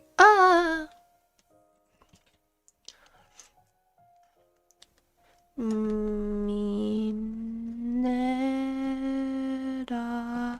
Oh my gosh, it's taking me so long to write because I need to write it from the textbooks. That's probably why it's so ugly. Mineru uo. Okay, you know what? I give up with this. I'm just going to screenshot. Just gonna screenshot my textbook real quick. I'll be right back. Because it seems like my brain is a little bit unable to multitask as well. No speech recognition, I don't want you. Speech recognition, go away.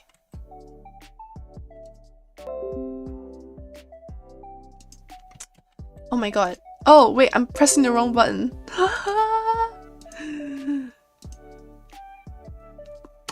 I was like spamming speech recognition instead of screenshotting.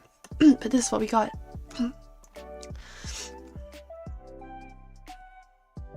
Alright. Don't copy strike me, please. Me teaching right now. Right, so this is what I was trying to write from my textbook. But I was just doing it real badly, real uglily. Here's what we got.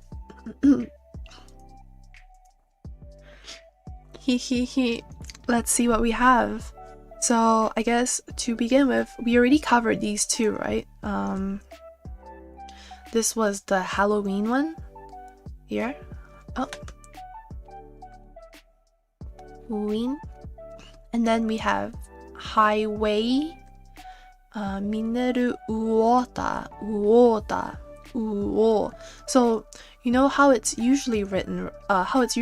Is like ui, but then I guess when you combine them, it sounds different. Here we have she,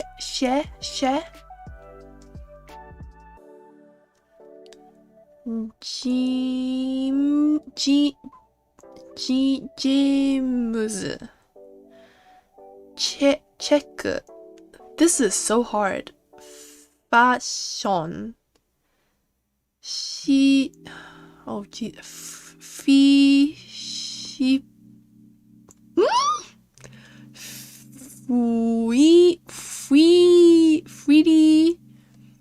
the heck? Philippine. Philippine. Yes. Why did it take so long to me read that? Philippine. Yay. Yikes. Cafe. Cafe's really good. Cafe. Fork. Dude, I'm trying to ignore this part. I'm just trying to read it from here, and you can hear the struggle in my voice, can't you? Like, for some reason, reading katakana is like, it's like trying to reverse English. You read it, and then you're like, am I reading the letters correctly? First of all, probably not. I'm probably not reading the alphabet correctly, but then secondly, you're like, what English word sounds like this? It might not even be English. Party. I want to go to a party. Party. Disneyland.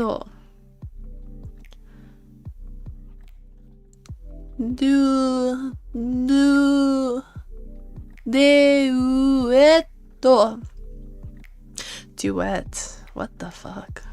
What the fuck was I reading? There you have it! Katakana! I really hate katakana. Kappako, I'm sorry that I only can support you by subscribing and watching your stream. Thank you for bringing morning happiness to me. Good morning, Q-chan. No worries. I'm glad that you're supporting me. You know, it means a lot to have a chat that interacts with me and I'm not just talking to myself. I hope this is useful, interesting. I mean, it's honestly been a long time since I've taught Japanese, so it's useful for me at least. You're just here for the ride. I just hope you know that. Well, there we have it. our summary of the Japanese alphabet system. This in combination is like just like half, less than half of everything you'll need to learn, because kanji has like thousands, has like 5,000 commonly used words or more or something. Kanji is just Chinese characters, but read in it's like borrowed by Japanese and read in Japanese styles, and it's like I'm not looking forward to that. Okay, let me read the excerpt from the textbook about kanji. Kanji are Chinese characters which were introduced to Japan more than 1,500 years ago, when the Japanese language did not have a writing system. Hiragana and Katakana evolved later in Japan based on the simplified Japanese characters. Kanji represents both meanings and sounds. Most kanji possesses multiple readings. This will kill you, because it killed me. Kanji has 2 readings, right? Oh, explain. Sorry. I shouldn't explain. I should let the textbook explain, because it says this. Most kanji possesses multiple readings, which are divided into 2 types. Okay, let me write this down. Oh, my pen is so fat. Kanji. So there are 2 readings. The on yomi, which are the Chinese readings, and the kunyomi, which are the Japanese readings. And you need to study both of them. You think like, I'll never use Chinese and Japanese, right? But Japanese uses onyomi. Onyomi is derived from the pronunciations used in China. Some kanji have more than one onyomi due to temporal and regional variances in Chinese pronunciation. Kunyomi are Japanese readings. When people started to use kanji to write native Japanese words, Japanese readings, kunyomi, were added to kanji. Yikes! By the time of high school graduation, Japanese are expected to know 2,136 kanji, called yojo kanji. To be qualified as a Japanese student, you need this many kanji. My god, which are designated by the Ministry of Education as commonly used kanji. A total of 1,006 kanji are used for elementary school, and most of the remainder are taught in junior high school. There are roughly 4 types of kanji based on their formation. Oh my god. Let that just sink in.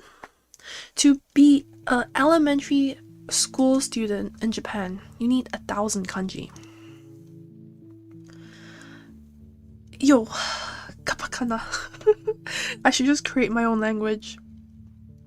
What do you mean? My handwriting is fine. You know what I'm trying to write, right? Sure. No. I mean, it's fine. Alright, so here it's saying that there are pictograms, simple ideograms, compounds, phonetic, idiotic, graphic characters. Honestly, at this point, it doesn't matter. Kanjis are all the same. Kanjis are just scribbles, but complicated. It doesn't matter that there are 4 types, because we're never gonna need to know them. We're never gonna need to classify them. We need to know the kanji, right? But we never need to classify the kanji. Alright, kiddos. Let's go on to the actual lesson. Greetings. Okay. What is this? What does this mean? I'm sure everyone knows this meaning. And then we have another one, okay?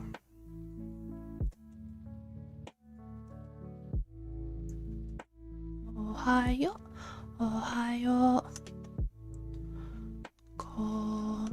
So ugly, so ugly. My handwriting's so ugly. Gozaimasu. Konnichiwa. Oh yikes, my handwriting's so ugly. I think because I'm looking at my textbook. Konnichiwa. Oh, I should be writing the English below it. Sorry. Ohayo gozaimasu. Konnichiwa. You guys know the differences between ohayo and konnichiwa? We also have sayonara.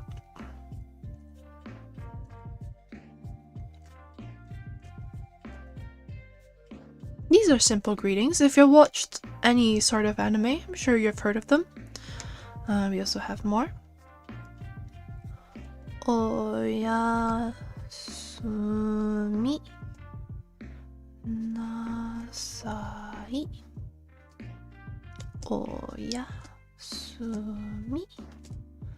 nasai. Oyasumi nasai.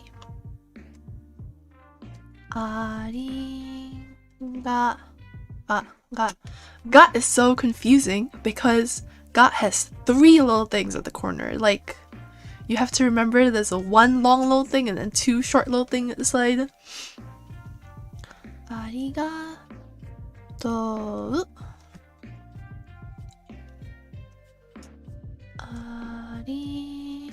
Arigatou. These are common everyday greetings. Arigatou. Oh, sorry. My spacing is real whack. Zaimasu. Arigatou gozaimasu. And then we have two last ones. Sumimasen. Sumimasen. And the last one, iie. Alright. So, Kappa sensei, how to say VTuber in Japanese? I think it's like virtual YouTuber or something. It's 100% in Katakana, which is actually so bad. Virtual YouTuber Japanese.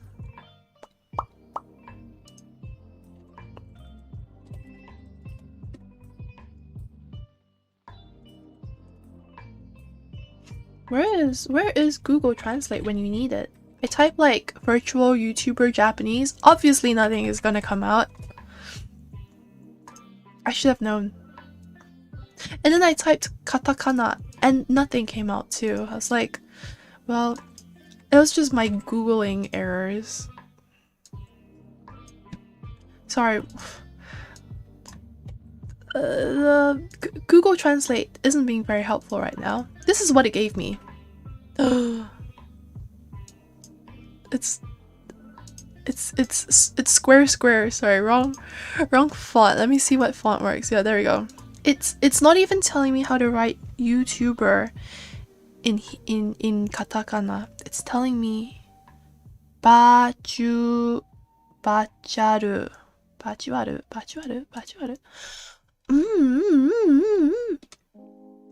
How do you say YouTube in Japanese? Virtual YouTuber. What was the other one? Deep L, right? I think Deep L might be slightly better than Google Translate. Let me try it.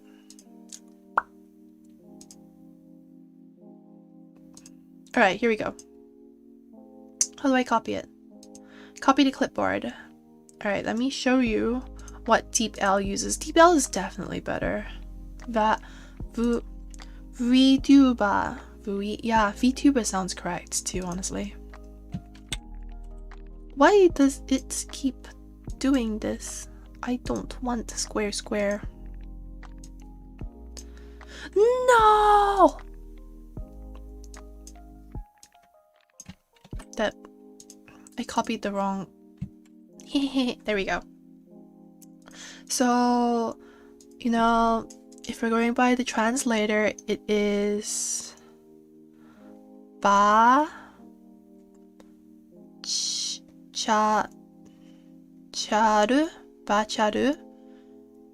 YouTuber.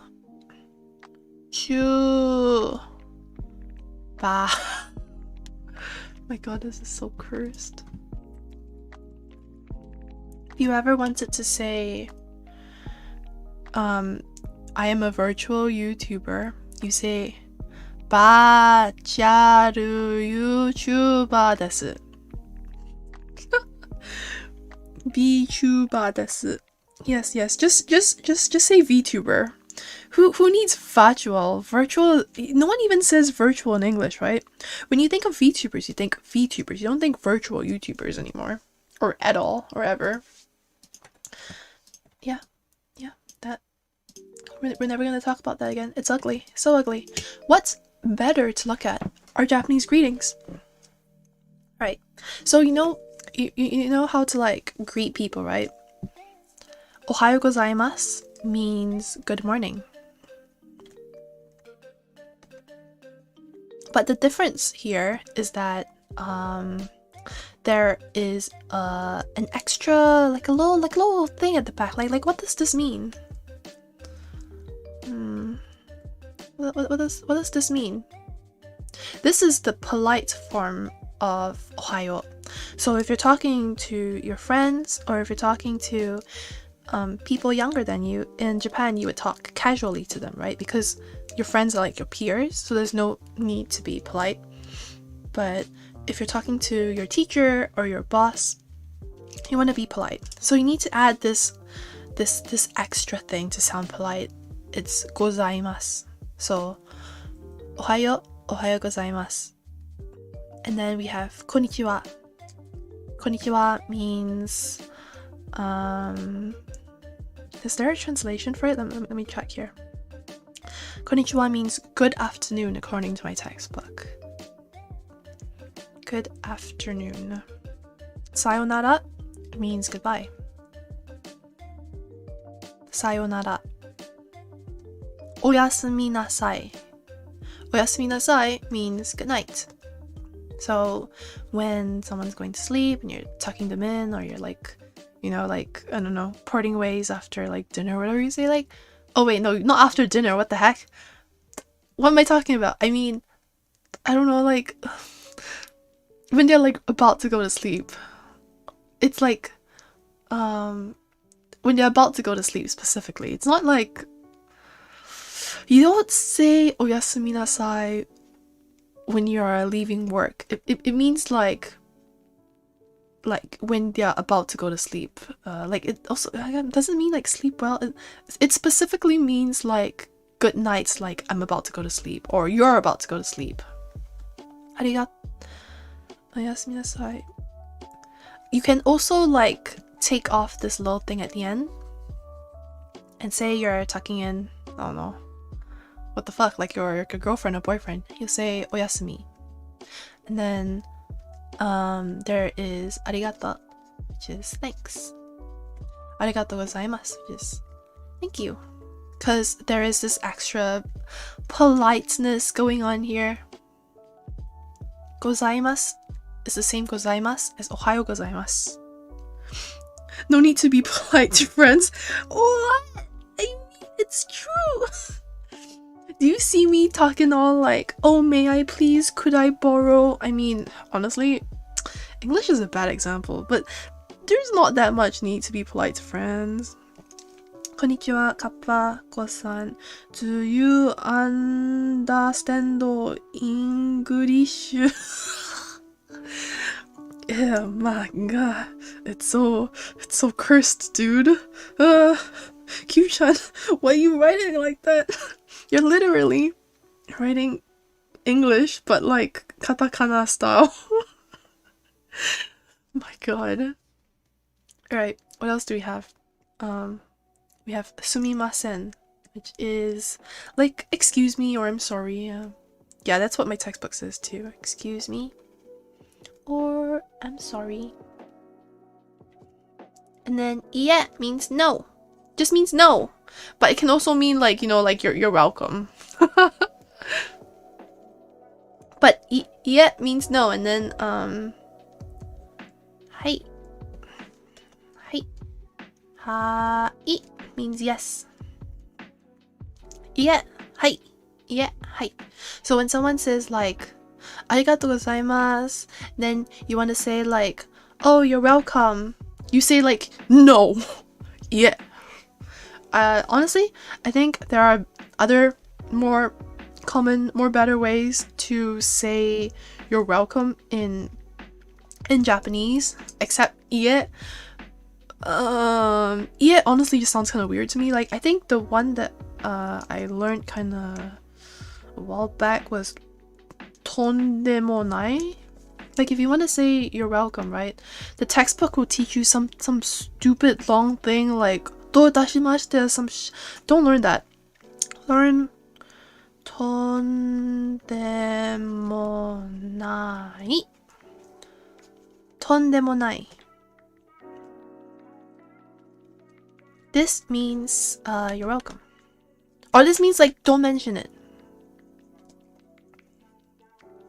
Tondemonai is like a It's oh no, it's not, don't mention it. It's nothing much. It's nothing.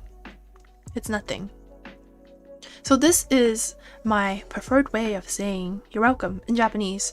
Cause let me check if this textbook tells you how to say you're welcome. It might not. But usually when textbook tells you how to say you're welcome, it's like どういたしまして. Let me see if I can Google it. You are welcome. Yes. Okay, I found it. This is usually what textbooks will tell you is you're welcome in Japanese, which I think is real dumb. Square. Square. Just send this to your friends. No, I'm kidding. What happened here? Why is this so slanted? What was happening to my writing when I was writing this? It was like slanted out of its mind. Okay, you see this? どういたしまして. This is usually what textbooks tell you is you're welcome. But it's really like archaic, and I've never heard anyone actually use it. なんで I don't really good at English, so I write like this. It's okay, right? No, it's not okay, Q-chan. I've seen you write proper English. Jesus, what is wrong with my English? Anyway, this is really archaic, and I mean, textbooks tell you this is correct, but it's people don't actually say this in Japan. どいたしまして. So this one's better. This one is it works, but it's like meh. I mean, this one is more natural. とんでもない. Okay, that was a big sidetrack. I don't know why we got into that. I guess that's part of greetings. Oh hey, there's more. Would you take a look at that? We also have, maybe I'll start a new one. We also have a second, like a mini page of readings, which is 行ってきます and 行ってきます. Can you read my handwriting, by the way? If it's real bad, just tell me and I'll have to make my handwriting better. 行ってらっしゃい. So these are greetings when someone is leaving home. 行ってらっしゃい. And we have Tadaima, which is, I think we went over this. These are things you say when you are coming back home. Tadaima. Oh wait, though, the first ta doesn't have the D. Tadaima. And then we have Okaeri Nasai. Okaeri Nasai. Okaeri Nasai. Okay, so let's go over these four first before I write the next few.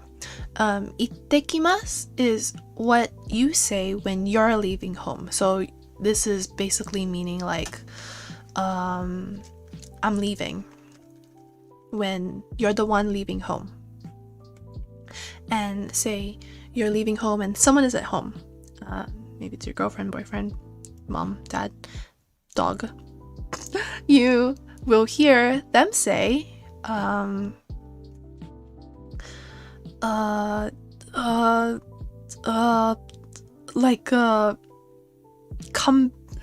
back safe, or what's the translation? I don't like the translation in the book, because the book says that Itekimasu means I'll go and come back, and iterashai means please go and come back, which is real weird. I think itekimasu just means I'm leaving. Iterashai is like, it's like maybe you hear the person who's staying at home say like take care or something, you know? You'll be like come back home safe or something, you know what I mean? That feeling. I'm not sure if there's actually a direct translation. No, I don't write English like this, but I write like that.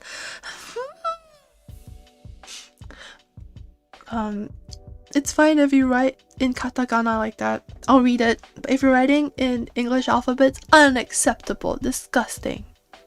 Tadaima means I'm home. Okere nasai means welcome home. I think we went over this when Q-chan was saying like yokoso, and then the rest of the curse like food bath and me welcome back, like yeah. So we already kind of touched on this, but there's also itadakimasu. Itadakimasu, which means like, man, like thank you for the food, thank you for the meal. Thank you for the I should probably use proper English for the meal. So you say this like before you eat a meal, and then you say this once you're done eating a meal. Gochi-sou-sama deshita. So it is like when you're done eating a meal and you're saying this to like your mom or the chef. This is like thank you for the meal. It's exactly the same as that.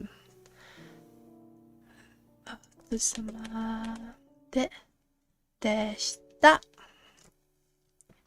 I'm just gonna copy and paste because I'm too lazy to write it again. Hehehe.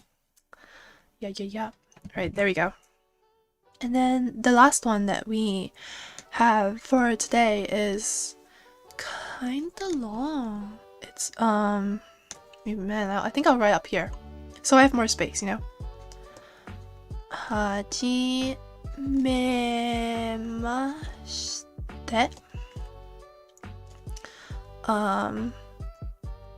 Yoroshiku onegaishimasu. So for what this means, it's when you're meeting someone for the first time and you're introducing yourself, you want to politely say like, nice to meet you, please take care of me, and this is how you say it. So hajimemashite means like nice to meet you. And then yoroshiku onegai shimasu. So onegai shimasu, this part, the second part, is it's like a way of asking for something politely. So you hear it in other forms too. So it means to like, please get along with me, please take care of me. Yoroshiku onegai shimasu, like nice to meet you, please take care of me, please take care of me, please get along with me, that kind of feeling. Whoa, sorry, there's some weird English letters. I'm gonna have to start doing like a study English with me. Please take care of me. So you say it together. You say like Kappako to moshimasu. Maybe that's too difficult. Kappako desu. Like if it were me, I would say Kappako desu. So this means I am Kappako, right?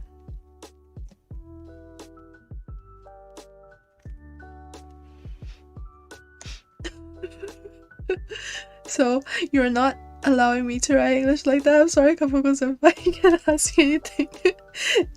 It was how I say sorry. sorry is like sumimasen or gomennasai. I'll write that later. So if I want to introduce myself, right, it would be, man, my English handwriting is worrisome. Look at this A. What is that?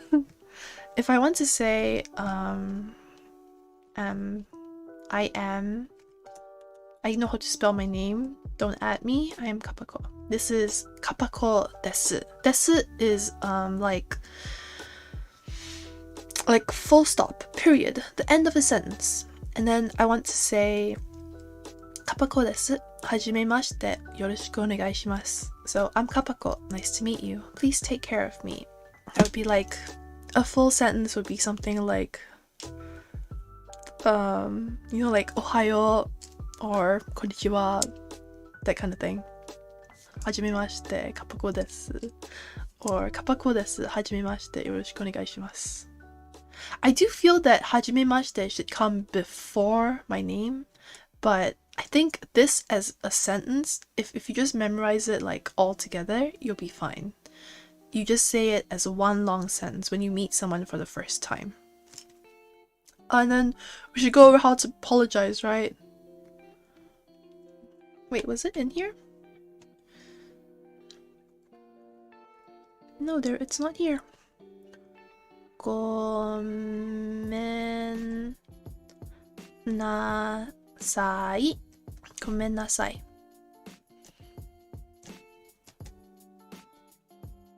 This is how you should apologize. Alright? Q-chan, learn this. Gomen nasai. Yeah. Or you can say sumimasen too. Either works. I think gomen nasai is a little bit more correct. Sumimasen has the second meaning of like excuse me. Right, so the textbook goes on to explain how like there is ohayo gozaimasu, arigato gozaimasu, and how gozaimasu is more polite. It gives examples of other ways to say sayonara as well. So where was my sayonara? Was it here? Sayonara. Sayonara. So here. So here is sayonara. The textbook gives other ways of saying it. So if you want to say sayonara and you want to say it to your friends, I don't know why I just copied the English word of it. Just kind of annoying. Annoying. Alright, there we go. So we have sayonara, but gomennasai ne, Kappako senpai. I think it's sensei. If you're learning Japanese from me, at least, I think I should be your sensei. I'm not sure. If you don't want to learn Japanese from me, it's fine. You can call me senpai. But if you want to learn Japanese from me, it's sensei. At least during these Japanese lessons, call me sensei. Why do I keep doing undo?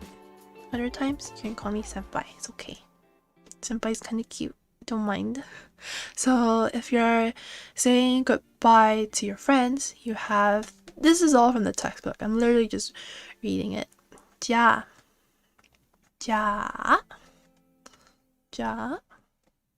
This is the Japanese comma. Like, you know how in English you have like this thing? In Japanese it's like sideways. It's like maybe I didn't write it right. It's like that. Ja mata. So if you want to say kinda, there's too many A's. 3 A's is too many. So this is well, laters. See what I mean? Mata means later, and ja means like, well, like, you know, it has that kind of expression to it. Ja mata. And then another one was this is what you would say to your friends. It's very casual. You wouldn't say it to your teacher. The other one that you would say to your teacher or to your to like your boss or something, more formal. 失礼します。失礼します。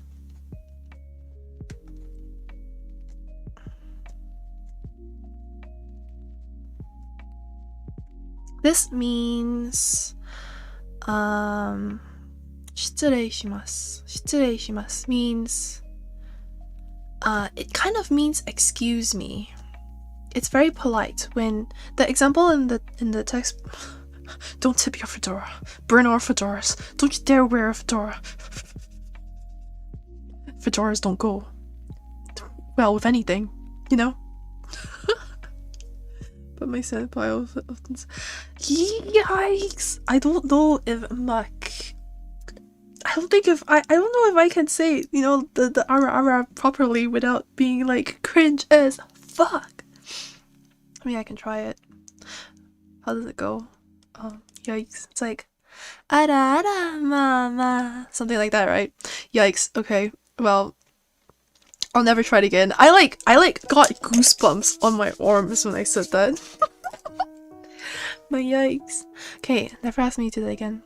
I actually my arms are still hairs standing on edge. Why did I try? What was I saying? 失礼 is excuse me. It's like when you're politely taking your leave from the professor's office. You say 失礼します. There's also お疲れします. お疲れ. Wait, how do you say it again? お疲れ. お疲れ. Oh, お疲れ様でした. Another way is, man, that is real ugly. お疲れ様でした. お疲れ様でした. So again, for this, it's quite polite. If you just say this, oh, I should write the English. If you just say お疲れ, you can say it more casually, but if you say お疲れ様でした, it's quite formal. But this is what you say after a long day and you're leaving work or something like that.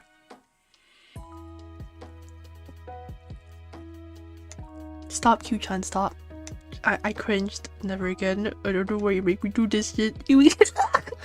I feel like I was asking for it, you know? Of course ara is going to get mentioned in the Japanese stream. So you see this a lot too. You see this a lot in Vtuber streams, right? So they usually change it. お疲れ様でした is thank you for your hard work. Thank you for, oh my gosh, my English, for your hard work. Or you have worked hard or something, you know? You see お疲れ a lot in VTuber streams. So I don't know what a good example is, because honestly I've watched very few VTubers. But if you know Kurono Waru, how do you actually Waru? Kurono Waru. Okay, so I guess I'm using an example that I know. But oh sorry. After a live stream that Kurono Waru does, so this is how you spell the subgroup name in English. But in Japanese, it's kuro is the black in Japanese. I was explaining this before, and then noir is black in French, right? So this is French and this is Japanese. So when you're writing this in Katakana, it's kuro no waru. So this is the first black and this is the second black. 風呂のwaru. And when they're done streaming, when as a fan you're saying goodbye to them, like, oh, you know, like, thanks for the stream, goodbye, you say おつのwaru. You see what I mean? So it's the otsu from otsukare, and it's the nowaru from their name. And a lot of VTubers do this when fans are saying goodbye to their VTubers. They'll kind of combine their name with otsukare. So this is where it comes from. If you ever wonder what they're saying at the end, this is probably what it means. Okay, let's see what the rest of the textbook says. Sumimasen can also be used to get someone's attention. So when you're at a restaurant and you want to order, you're trying to get the waitress's attention, you say sumimasen. But you can also say like sumimasen as a way to like apologize. So it both means like I'm sorry and excuse me. Next one is iie. Iie is primarily no, but it can also mean like don't mention it or you're welcome.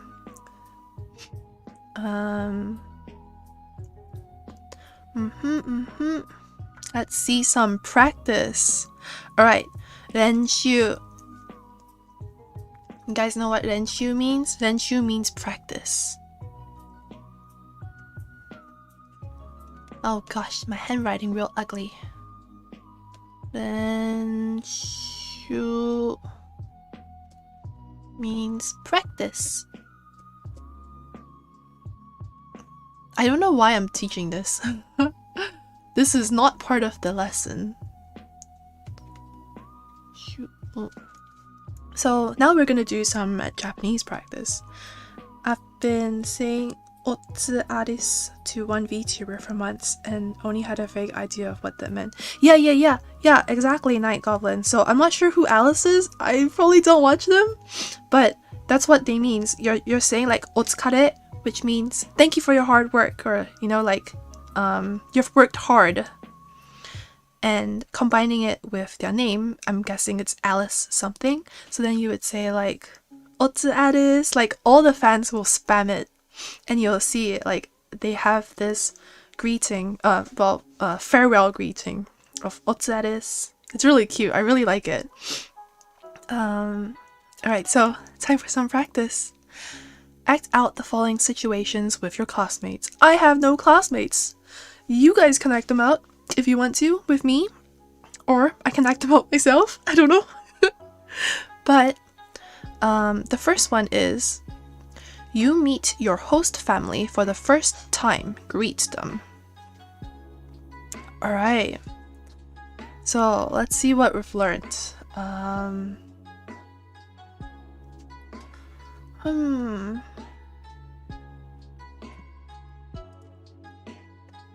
Okay, let's try to piece together some greeting that we can greet our host family with. So imagine going to Japan, having like a exchange program or something, and your host family is Japanese. So you want to make a good impression. You want to greet them in Japanese politely. You'll say something like, what else do we have? Alright, I can see it. We start with Konnichiwa. Because Konnichiwa means something like good afternoon, right? So if it's morning, you'll say Ohayo gozaimasu. If it's afternoon, you say Konnichiwa when you first meet them. And then after that, you'll say something like this, okay? Ohayo gozaimasu. Kappako desu. Then you say, nice to meet you, please take care of me. Hajimemashite, yoroshiku onegai shimasu. So when you're meeting your host family first time, you greet them by saying Ohayo gozaimasu Or if it's afternoon, Konnichiwa. Then you say your name, like Kappako desu. Like, I am Kappako.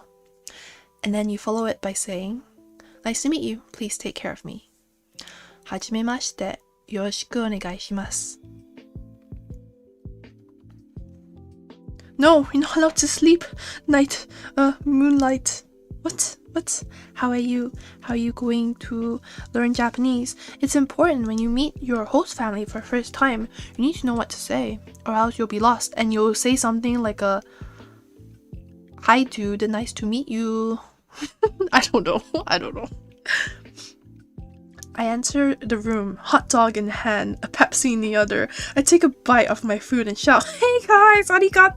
Thanks, Peko, for taking me in. What? Yikes! No Peko. Pain Peko. Dude, I feel like if host families could disown you, they would at that point. Like, what's the equivalent of host families disowning like their guest? Maybe they'll just book like an Airbnb for you and just send you there. Like, nah, dude, we're not dealing with that shit. Nani the fuck? I know, right? Oh my god. Peko. Actually, just start talking like a VTuber. They'll get so lost. I don't know if VTubers are popular in Japan. Maybe some are, actually, now that I think about it. Oh my god. Number 2. It is 1 o'clock in the afternoon. You see your neighbor, Mr. Yamada. Okay, so it's 1 o'clock in the afternoon. So it's going to be probably Konnichiwa, right? Because we know that Konnichiwa means good afternoon. We'll start with Konnichiwa. And then I guess you follow that with like Yamada-san. You know what I mean? I don't know how you write Yamada. Yamada. And then san. Oh, that was ugly.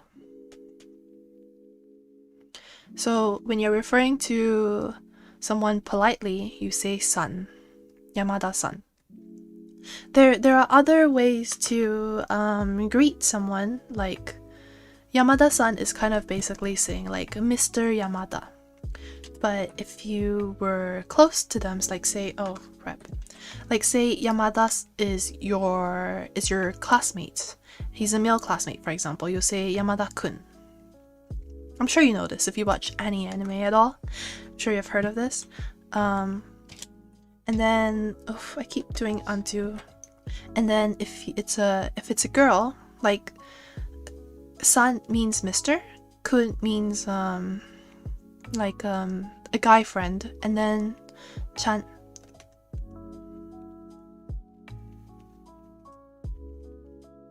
is a female friend basically. So Yamada kun, Yamada chan. Just saying Yamada is for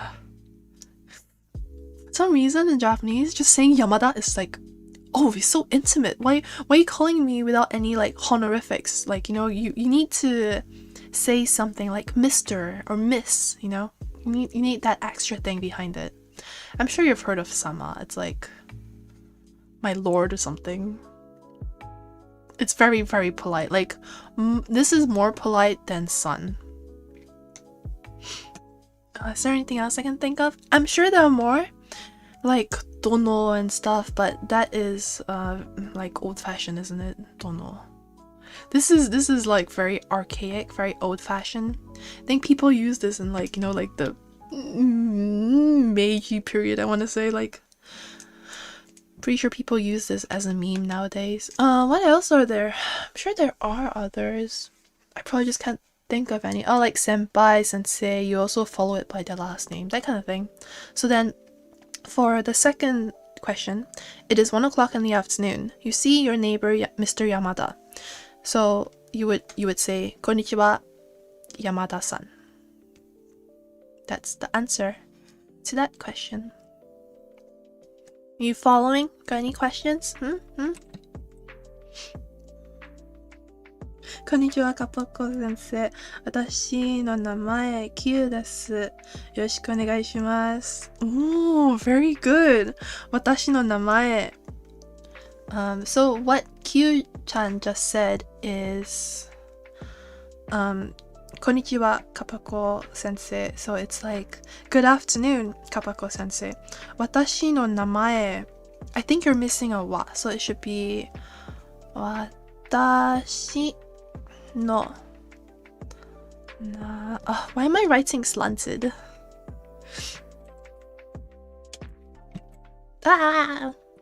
Instead of deselecting, I keep undoing because the button is like Control Z and Control D. I keep pressing Control Z. Namae wa. I think you're missing this wa. So this is watashi, which means this means my, or like I, like I guess my. Because no is a possessive, like it's a apostrophe s, right? No is like this person's thing. Possessive is how I'm gonna explain it. So maybe watashi I can say like I. Maybe it's clearer that way. Watashi is I, right? Like me. Namae, no. Namae. Namae means name. Wa. So the confusing thing about this, we learned it just now to be read as ha, but when you are using it in a sentence, this is not read as ha anymore. It is read as wa, because it means is. It means it kind of mean is, like my, like, you know, watashi, not like the name that belongs to me, you know, like this is possessive, right? My name is Q-chan, so I don't know. Oh no, that's Q. I don't know if Q would be like this or not. I'm not really sure how you write Q. Q-chan. So this is Q-chan. So my name is Q-chan. That's basically what Q-chan sentence meant. 私はあなたに初めて会った時にあなたが好きでした。あなたは私の先生ではなく私の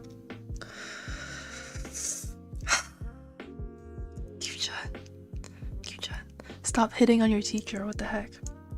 What did you say? あなたは私の先生ではなく私の友達になりますか? Ah, okay. So, Q-chan said, man, it's a long sentence, isn't it? 私はあなたに Oh god. How do I break this down? It's so long, Q-chan. Did you like did you write this yourself? Damn. Okay, so oh god, it's too long. Why is it going off the page? Here we go. So as before, damn, these are full sentences that we haven't got to yet. Q-chan's ahead of the curve. So you know watashi wa means I. Wa means is. Anata means you. Ni is like it's like a grammar. It's a grammar thing. We haven't touched on it yet, but I think we will soon. Hajimete means first. Atta means met. Toki, time. Honestly, this is actually how I read Japanese. It's so bad. I just break down word by word. So it should be anata ga you. This is Man, I guess it's like ni and ga. These are grammatic like grammar separators. I'm pretty sure the textbook will explain it, and I definitely need a refresh on it.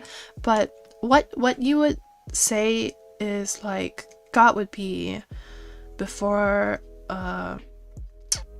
for a noun. I think I should let the textbook explain it, but this is basically just grammar stuff. 好きでした liked. Kick. あなたは私の先生. So this is how you speak you translate Japanese, guys.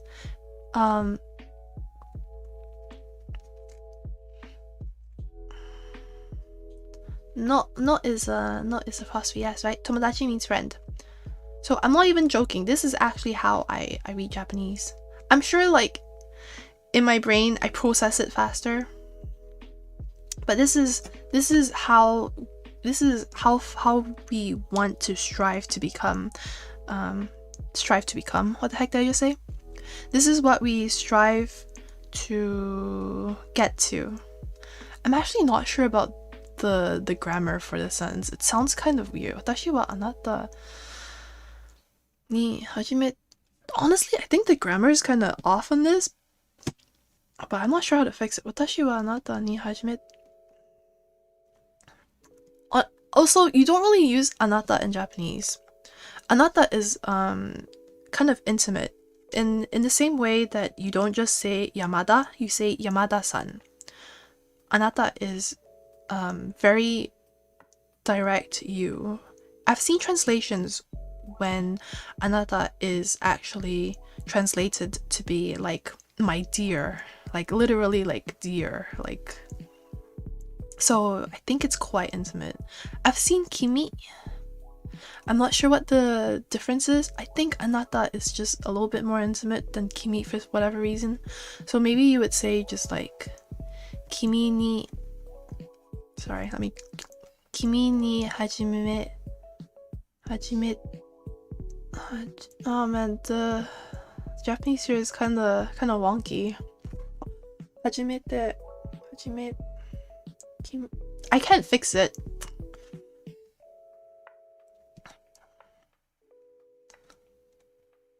I think you don't need all this. This is very English, right? If you were not my, like if you were not my. This is how you would write it in English, right? If you were not my teacher.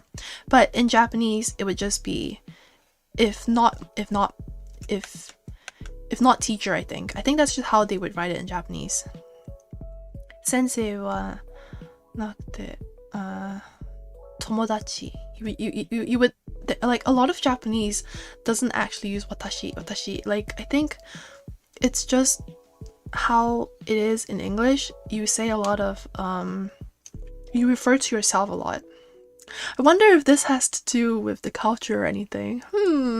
Now that I think about it. But I'm not sure how to correct this because honestly I'm also having a Japanese refresher with everyone. So yeah, don't take it too harshly if I correct it a lot because I honestly don't know if my corrections were correct or not. But I am sorry, Kappako sensei. I do that because I miss my last Japanese teacher. I love her so much. Sorry, Kappako sensei. It's good to love your teacher, I guess. I don't know. As long as you're studying Japanese, honestly, probably on the right track. You'll find your old Japanese teacher someday. Right, number 3. You come to class in the morning, greet your teacher, greet your friends. Right, so I think this should be easy. We know how to greet our teacher, right? So in the morning, it'll be good morning. When you greet your teacher, you want to be polite, so you'll say Ohayo gozaimasu. When you greet your friends, you don't need to be as polite. So to your friends, you just say Ohayo. That one was really easy, wasn't it? Okay, so number 4. On a crowded train, you step on someone's foot. Ooh, okay, so it's like a situation where you need to apologize. So, ooh, it's this one, isn't it? You guys know? Sumimasen. So after stepping on someone's foot, you want to apologize to them. You can say sumimasen, or you can say the other one that I wrote somewhere. I have many things going on. None of my layers are labeled, but the other one would be, instead of saying sumimasen, you would say gomennasai. Gomennasai means I'm sorry. You dropped your book. Someone picked it up for you. So, I guess you would be saying thank you, right? So, I guess it depends. Who is picking up your book? Assuming it's your friend, you would say thanks. Arigato. If it's someone that you need to be polite to, a teacher, you would say arigato gozaimasu. Some of these are really easy. Nice. Okay. Number 6. It is 8 o'clock at night. You happen to meet your teacher at the convenience store. Ooh. I don't know if we, did we cover it? I might have missed covering this one. Well, we shall do it now. Konbanwa. Konbanwa. Again, this wa is, even though the hiragana is ha, you read it as wa. Konbanwa, which means good evening. And this is the answer for that question, which was, it's 8 o'clock at night, you happen to meet your teacher at a convenience store. Konbanwa, that's what you say. The story, what story? What story? I don't know if this book has a story. There was another textbook that I used to learn Japanese, and that one actually had a story going on. It was kind of interesting. I don't remember what it was called. It was something like Learning Japanese for Young People. Okay. And then the next one is, you're watching TV with your host family. It is time to go to sleep. Pretty easy, am I right? Time to go to sleep. You say, oyasumi nasai. Number 8. You are leaving home. Okay, let me find which tab that is on. When you're leaving home, you want to say, you have these 4 choices, right? So in this situation, you are leaving home. So you want to say, I'm leaving, right? So you say, itekimasu. And then whoever's at home, your dog, will say, itterashai. And then in the next question, which is number 9, you come back home. So when you're coming back home, this is the second situation. You want to say like, oh, I'm home. You want to like announce it, make sure that everyone hears it. So you say tadaima, and whoever's at home will say okaeri nasai, okaeri nasai. I really like okaeri nasai. Just something about hearing it is so cute. It's like, I think it's more super cute. It's just like something about hearing okaeri nasai is like, man, if I could have that as like my door alarm, record someone saying that and then just play it. Yes. Okay, number 10. You are going to start eating. Right. Well, here we go. You're going to start. Oh, number 10 and 11 kind of go together. So there is, you are going to start eating and you have finished eating. So here we have itadakimasu, which is thank you for the meal. And once you're finished eating, you want to say thank you for the meal again to like your chef. Say you're at a restaurant, you want to say like, thank you for the meal, because for whatever reason, you know in those sushi bars, when you're sitting in front of the sushi chef and you can see them doing all the hard handiwork. Like, say you just finished eating your sushi and you want to like express that the sushi was really tasty, or you want to express that like, thank you for the meal, I would like to have my check please. You would say "Gojisousama deshita." So then the sushi chef will be really happy, like, yeah, you know, like however they respond, I don't remember, but I do remember that like when you're in Japan and you're sitting in one of those bars, like sushi bars, ramen bars where you can see the ramen chefs cooking the like noodles or whatever, you also say this and then they'll get really happy. Gochisousama deshita.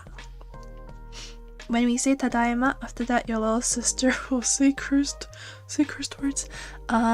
Only say cursed words while you're playing Apex. That's the only legal time you're allowed to say cursed words. I know, I miss Japan too. Fucking COVID, dude. Well, feels bad. At least we have anime to bridge the gap. So let's see what there is here.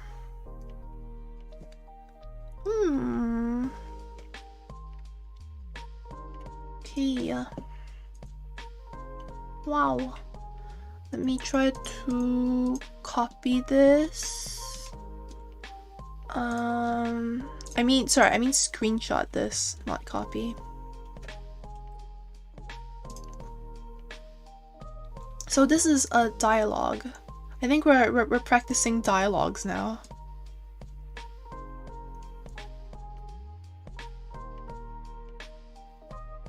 Okay.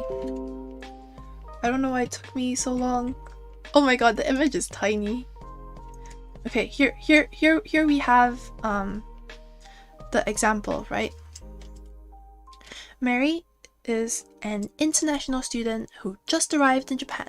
Speaks to a Japanese student. So, it might be kind of hard to read because it's like scanned and all, but this says Meari, because her name is an English name. You wouldn't write it in Hiragana, you write it in Katakana. So Katakana, Meari. She says, Sumimasen, ima nanji desu ka? And next, Takeshi says, 11han desu.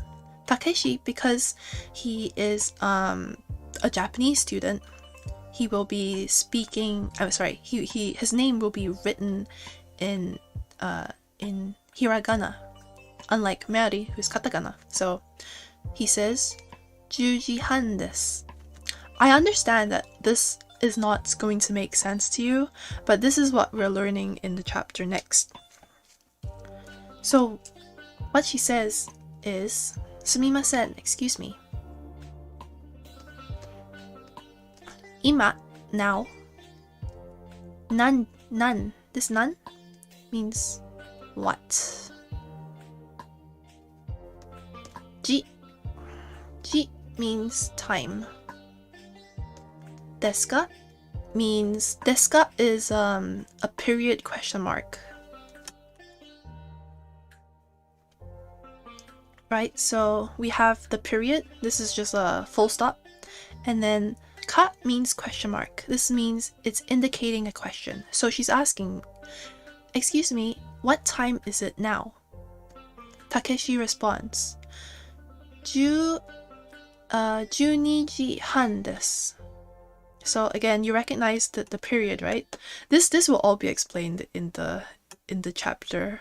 I don't know if I'm going backwards by what the time I don't know if I'm explaining, if I'm supposed to just go over the chapter, but they showed us this at the start of the chapter, so I'm just gonna break it down.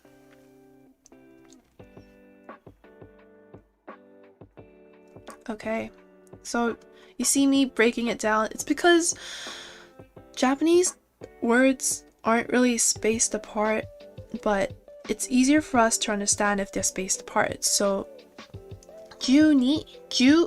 Ju is 10, right? Ni is 2. So together, he's saying 12. It's kind of like when English we say like 72, right? In Japanese they say like 10-2 instead of saying like 12. They say 10-2. So it's kind of similar if you think about it that way. Right. Oh, oops! I keep undoing instead of deselecting. Ji is the exact same ji from here. See these two ji? This means time. Sorry. Time. Han means half. Des means period, right? So what he's saying is it's 12:30. It's 12:30. 10時半 desu. You have to kind of do like mental math in your head, right? Like 10, 2, time, half. Like what does half mean in this context? It means 12:30. Then Mary says "arigatou gozaimasu," which obviously just means thank you, right? We learned this from the greetings before. And here Takeshi says no. It's just no. I'm kidding. It's not just no. It's actually in Japanese it would mean like no, it's nothing, or sorry, I'm thinking two things as well as in writing both. It's nothing or you're welcome. No, you're welcome. That kind of feeling. So this is how we're going to break down this introduction. Interaction. And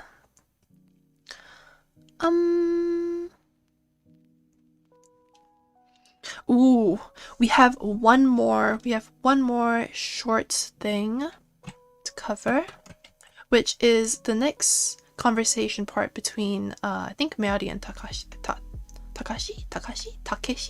What's his name again?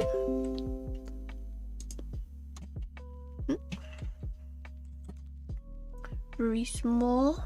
Alright. This is the next part of the conversation.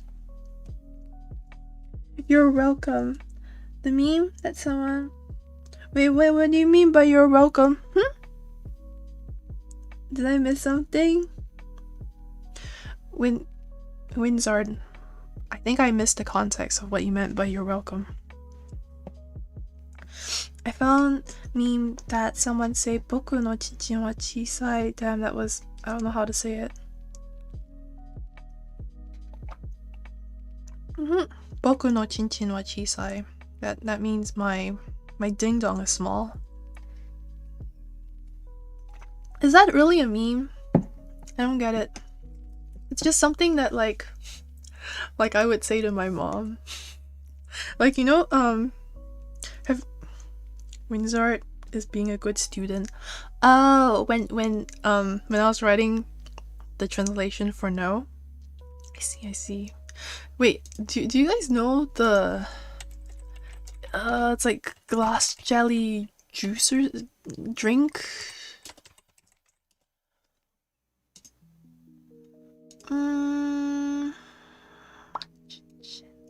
It's like grass jelly? Is it glass or grass? Ah, yeah, this one. I mean, you guys know this shit?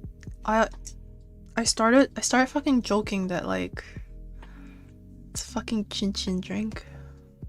Anyway, it's jokes I tell my mom at H Mart. Anyway, I mean, I thought it was funny. Alright, this is the second conversation before we get started on the chapter. I think this is what we'll learn.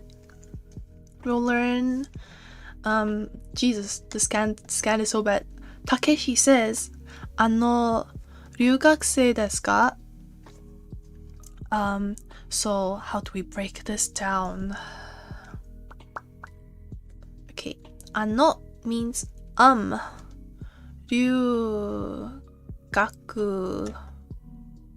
ryugakusei desu ka? Alright, so we're now familiar with ka, right? It means question mark, indicating a question. Desu means the end of a sentence. And what does this mean? Ryugakusei. Kappako. Hello? Wait, what? Okay, so it means like international. Man, this word is not gonna fit here. International. Gakusei. I think it's gakusei. Student. Gakusei. This gaku is like school. I'm just going to combine them together. Okay, I think it makes more sense. Gakusei is student. So he's asking, international student, question mark? He's saying like, Mary, are you an international student? So then Meari will say, which is, fuck do I know, what the heck? JK, I know. The translation says, yes.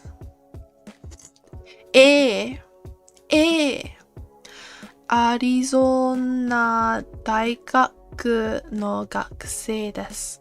See? She says instead of ye. Hi. It's like Japanese, hella confusing. They gotta use more words to make us commoners not understand. It's probably just like a slang for like hi. So like like a verbal affirmation sound. Don't say that to Kappako sensei. Exchange. Oh, is it exchange student? International exchange. But I checked my textbook. It says ryugakusei is international student. Like it's in the vocabulary list. Okay, maybe it's both. Maybe it can mean both. International student and exchange student. I mean, it makes sense, right? And then Arizona, because it's an English word, it's a place name, we are writing it in Katakana. Daigaku means university. It literally means big school. University. No is like the possessive, right? Gakusei means student. So what she's saying is, yes, Arizona University student. Yes, I am a student of Arizona University. You have to kind of read it backwards. Japanese is weird like that. But if you break it down, you'll be able to understand what she's saying. Like, Arizona students, Arizona University student. Like, that kind of, it's broken English, but you can kind of see what she's saying. And then, そうですか? 専攻は何ですか? What is your major? Okay, so そうですか is like, I see, or is that so? You know? I see. Even though it ends with a question, it's not actually a question. It's like, is that so? Like, you know, that kind of, even in English you do it, like your inflection goes up, like, is that so? そうですか? Like, そうですか? I guess in Japanese your inflection goes down, but in English it would be like, is that so? そうですか? 専攻は何ですか? 専攻? Major? Another new vocabulary we have to learn. What is what? Question mark. This is a period, by the way. So what he's saying, both meanings work. Oh, thanks, Winzard. I wasn't sure because I checked the vocab and it said international student, and I trust the vocab because this is the book I learned Japanese with. It's real good. Okay, so Takeshi is asking, I see. Major is what? what he means is, like, what is your major? But as you have noticed with these conversations, they never say kimi, anata, watashi, boku, ore. They never say, okay, so what I said was watashi, boku, ore, kimi, anata. You from these conversations, you don't actually see them saying these sorry. You don't actually see them refer to themselves or to the person that they're talking to. So like Q-chan's sentence before used a lot of like watashi, anata, but in Japanese it's very rare. You have to kind of condition yourself not to say watashi at the start of every sentence. It's just something that they don't do. So when Takeshi is referring to Mary, he's not saying like anata no senko, like your major. He's not saying like anata no senko. He's saying senko wa, because it's already like implied that he's talking to her. He's asking her about what her major is. So I guess a lot of the thing is implied. And when Maddie says Arizona Daigaku no gakusei desu, it's implied that she's talking about herself. It's not that she is talking about someone that hasn't been introduced, Maybe when we have more people talking at once, there might be more need to clarify, but this is just something to note. 私は彼を愛していますが、彼は私を一言も言わずに残しました。What? 残しました。Wait, Q-chan, I need translations. What are you trying to say? Something about your boyfriend. To be more specific, exchange student is Windsord. I can't read kanji. Windsord, please. I'm studying Japanese because I can't read kanji. You literally posted like 7 kanji letters, and all I know was gakusei. The fuck? I'm sorry. Your I don't know. Your expectations of my Japanese is too high. 2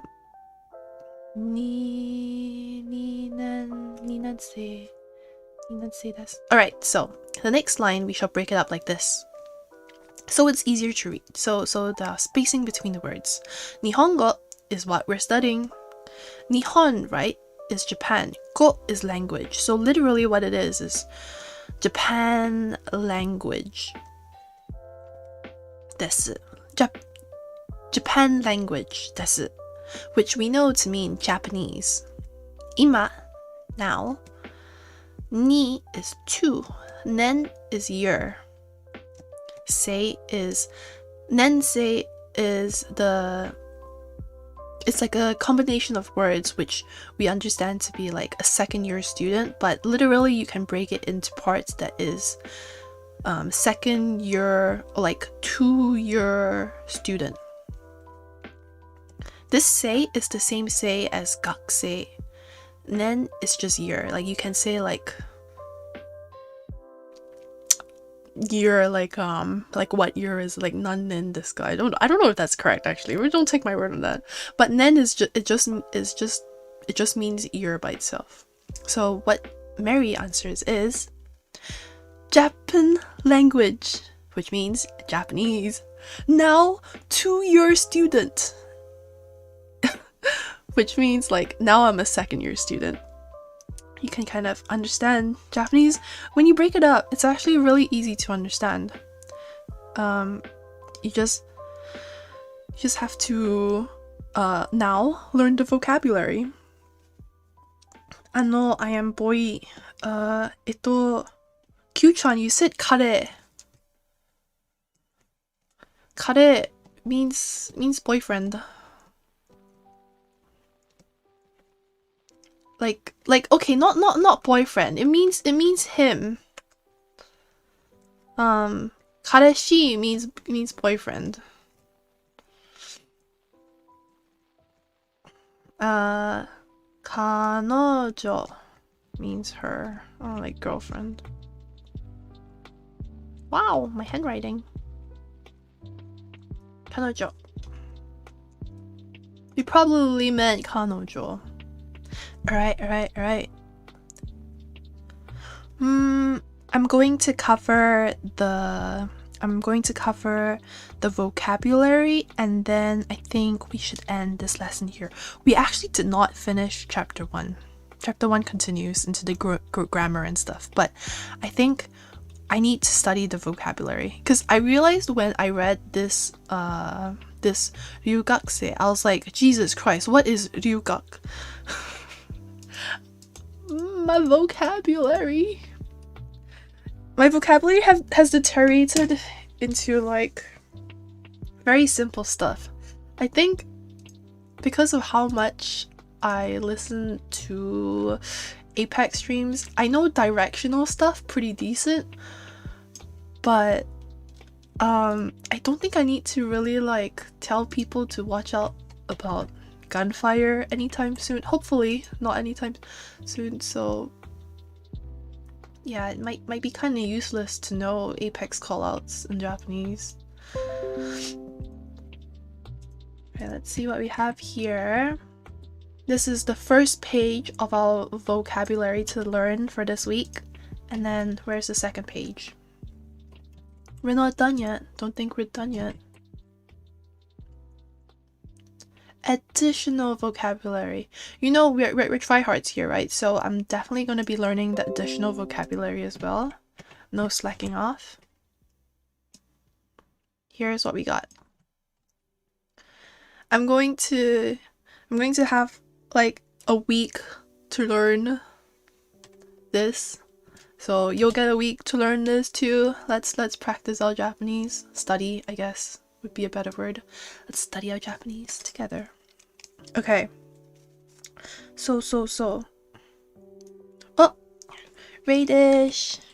Yo. You ready to study some Japanese vocabulary? Finally. We can finally put together sentences like Takeshi and Meari before. Where do we begin? There's so many words. Okay, so I guess we'll start from the first page. Ano, which means like you'll hear people be like sumimasen, that kind of thing, like ano. And then the next one is ima, now. Ima. Eigo, English, eigo. So this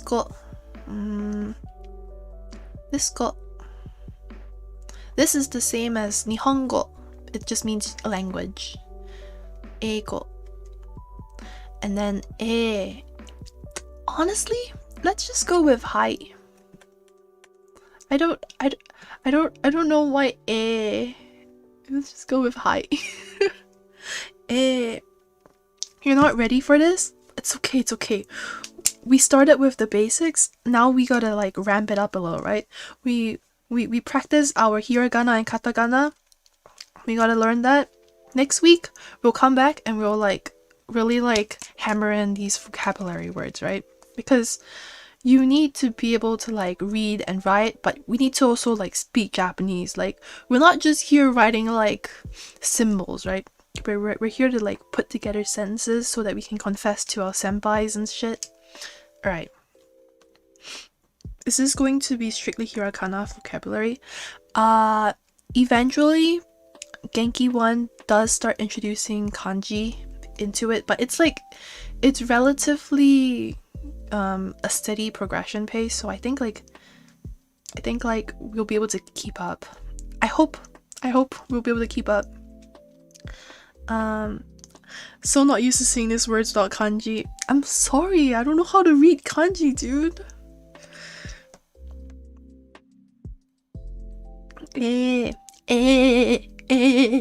Alright, I guess I'll need to use more. Gakusei. Gakusei means student. Koko. Oh wow.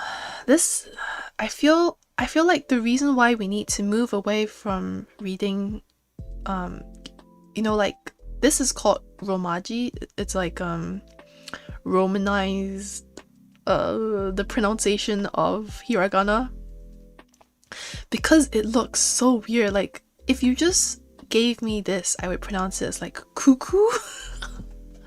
Like a cuckoo bird or something, or like that person went cuckoo like nuts, but it's actually koko.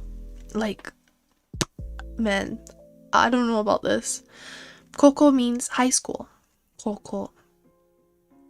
Gogo is PM. Katakana. No, I'm not making my own language.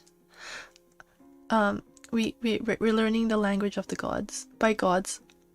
Am I meaning that ironically or not? Who knows? Anyway, gogo, gozen, gogo PM, gozen AM. So when you say time, you say like, oh, it's like 2 p.m, right? In English, that's how you read it. But in Japanese, it's actually gogo nichi. So gogo nichi. So the PM actually comes first. You see what I mean? Yeah, just something to note.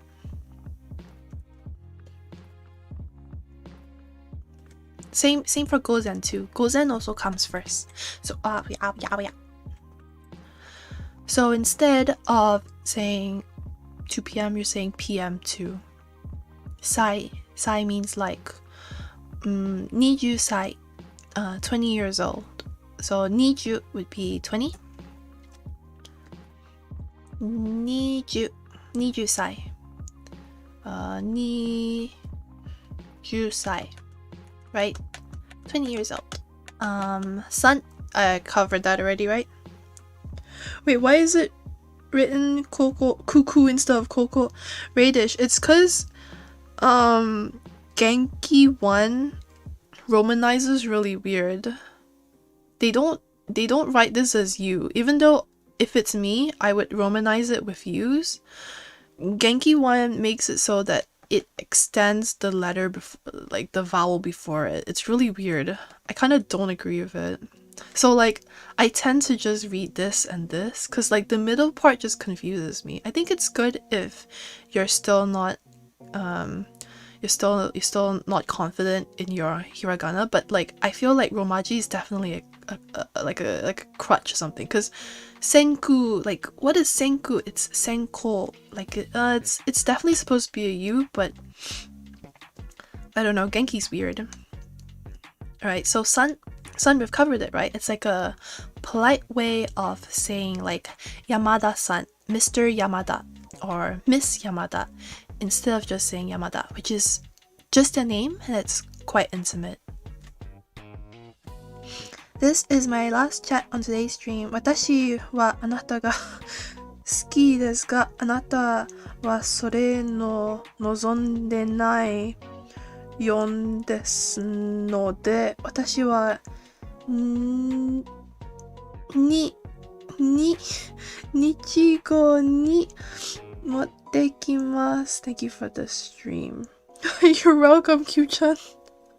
I feel like some of your Japanese needs translation. But I really appreciate you practicing your Japanese in the comments though. More of my students should be like you. Wow. You see, it's a good example. Even if it's a little bit not correct. My Japanese is definitely not correct either. So we're all learning here. Wait, should I be also learning as a teacher? It's fine. Don't worry about it. We'll figure out together. We're following a textbook. It's not like I'm going in this blindly, right? So be more like Q-chan. Practice your Japanese. Alright, so chi is o'clock. So like niji, 2 o'clock. Jin is person. So Nihonjin would be Japanese people, and then you can say like America-jin, so like America, which is Jesus, I started writing it in English instead of in katakana. So America-jin, this would mean an American, right? Moving on, we have senko, which is major. This is what they were talking about in like the introductory conversation. Senko. I need to learn it because I've forgotten all of this. Senko. It's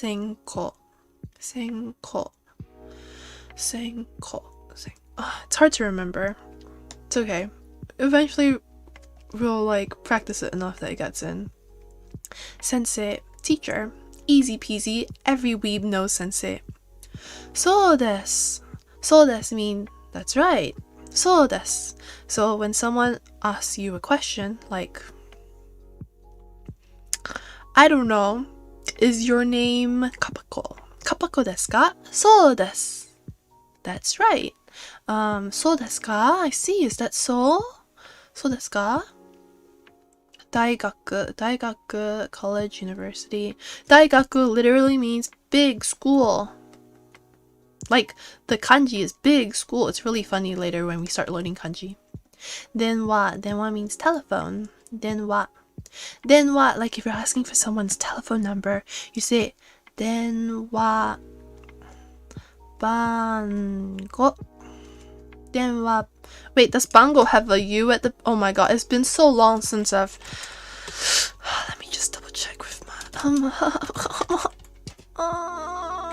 Sorry, I need my Japanese dictionary to double check whether or not,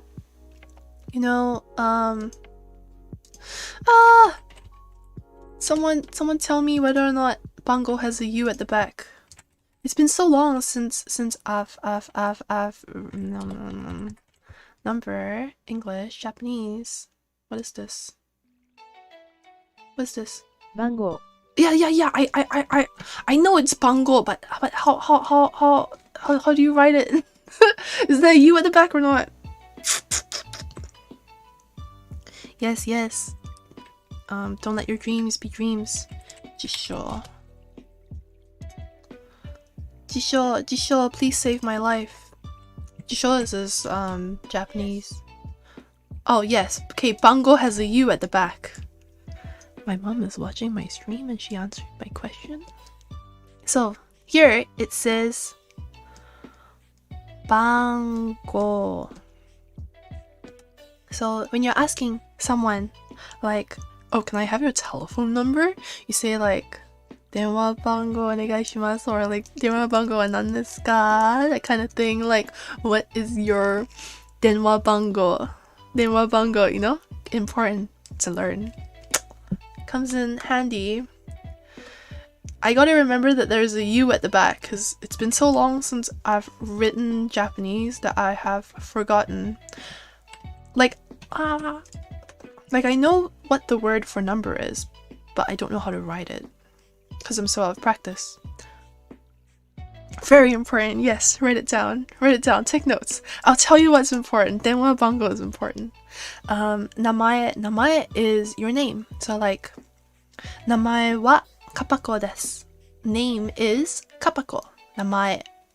Oh, so like kimi no na wa? Kimi no na wa? This na is the same na as namae na. This na is the same thing. So it's like, it's your name. Yeah. And this wa is the is. Kimi is your, right? Like you and then apostrophe s. So this is kimi no na wa. You's name is. Your name. Alright. Nice. And moving on. Nani. So 2 ways to say what. Depends on what follows. Like nanji, what time, you would say nan. You won't say naniji. You won't say like what time that way. You would say nanji. But if you were reacting like an anime character, and when someone teleports behind you, you don't say nan. You say nani. And then they will say, "Omae wa mou shinderu." I'm sorry. And then we have Nihon, which is Japan. And then if you add a logo at the back, you'll be saying Nihongo, which is Japanese, which is what we're learning right now. Alright. Nensei, which is student year, like what you're in university are you, or what you're in high school are you. So nensei. Then we have hai, which is yes. I guess I didn't need to make this, did I? I didn't need to have made this note, because before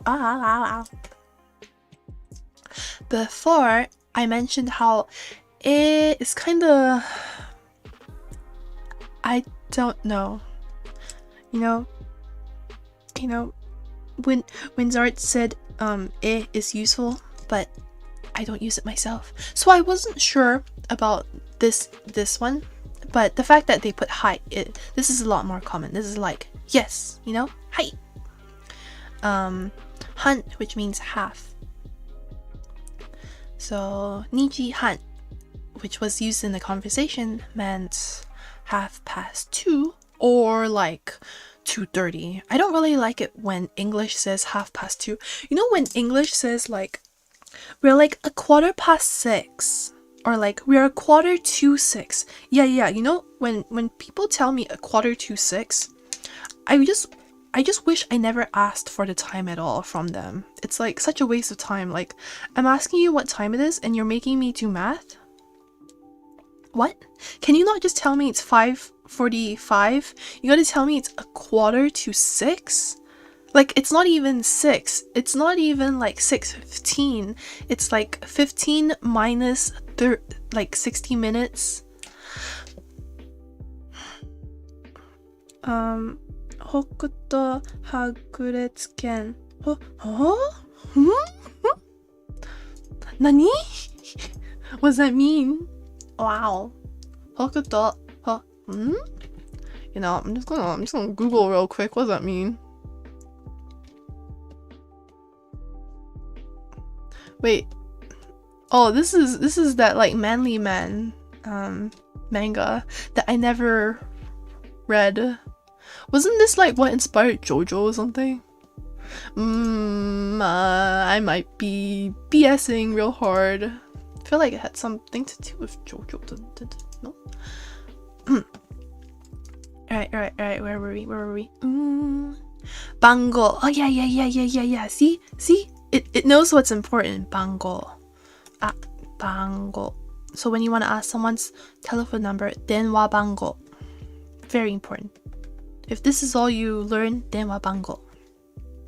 Ryugakusei, international student. I also forgot this one. I forgot senko and ryugakusei. Senko, ryugakusei. Well, I know what a gakusei is. I just forgot the ryu part. Ryugakusei. I mean, how did I forget? Like, every anime has like an international like exchange student. Ryugakusei. Watashi, which means I. It doesn't really get used often, but if you want to know how to say I, it is watashi. But this is kind of formal, kind of feminine. So if you were a girl, you would say watashi. If you were a guy, if you were a guy in like a workplace, you might say watashi because it's formal. But there are also other ways to say it. There is ore, Ore is kind of like a rough way to say I as a guy, and then there's also like boku, which is a more childish way to say I as a guy. I'm sure there are other ways. I'm not as familiar because maybe they're like less common. Manly man, yes, manly man manga. So if you're a manly man, you would say ore, like you're all like rough and like ore. But then if you're boku, you're like boku. You're like, you have that elementary school boy vibe of it, or like maybe just like a polite teenager boy vibe of it. Oh, if you want to be cute as a girl, you say atashi. It's kind of annoying. I kind of hate it, but people say it, so what the heck. Right, additional vocabulary for the overachievers like we are. We're going over this. Oh, is that where Omae wa mo shinderu is from?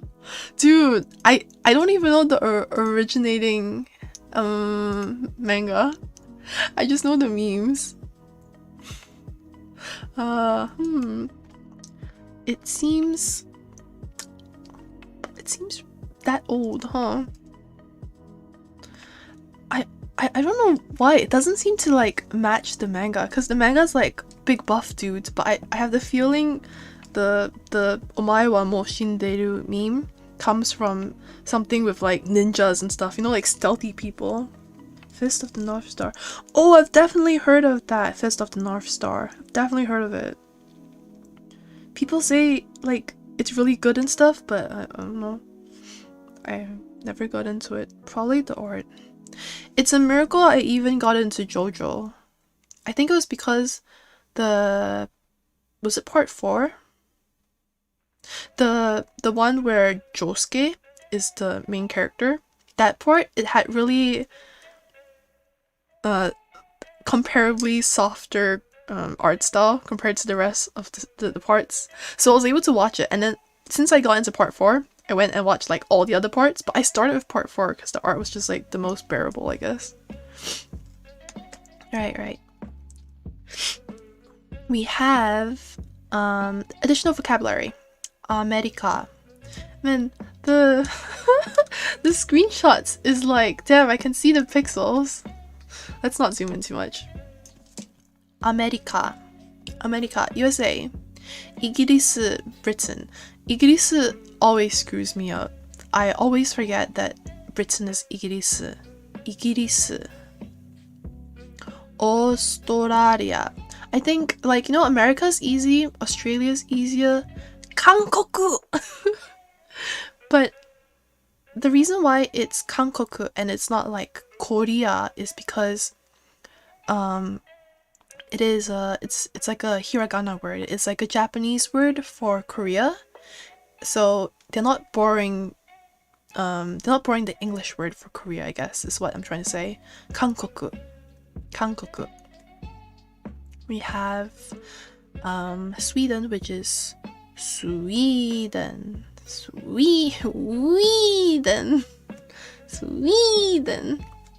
And then we have 中国, Hankoku, 中国.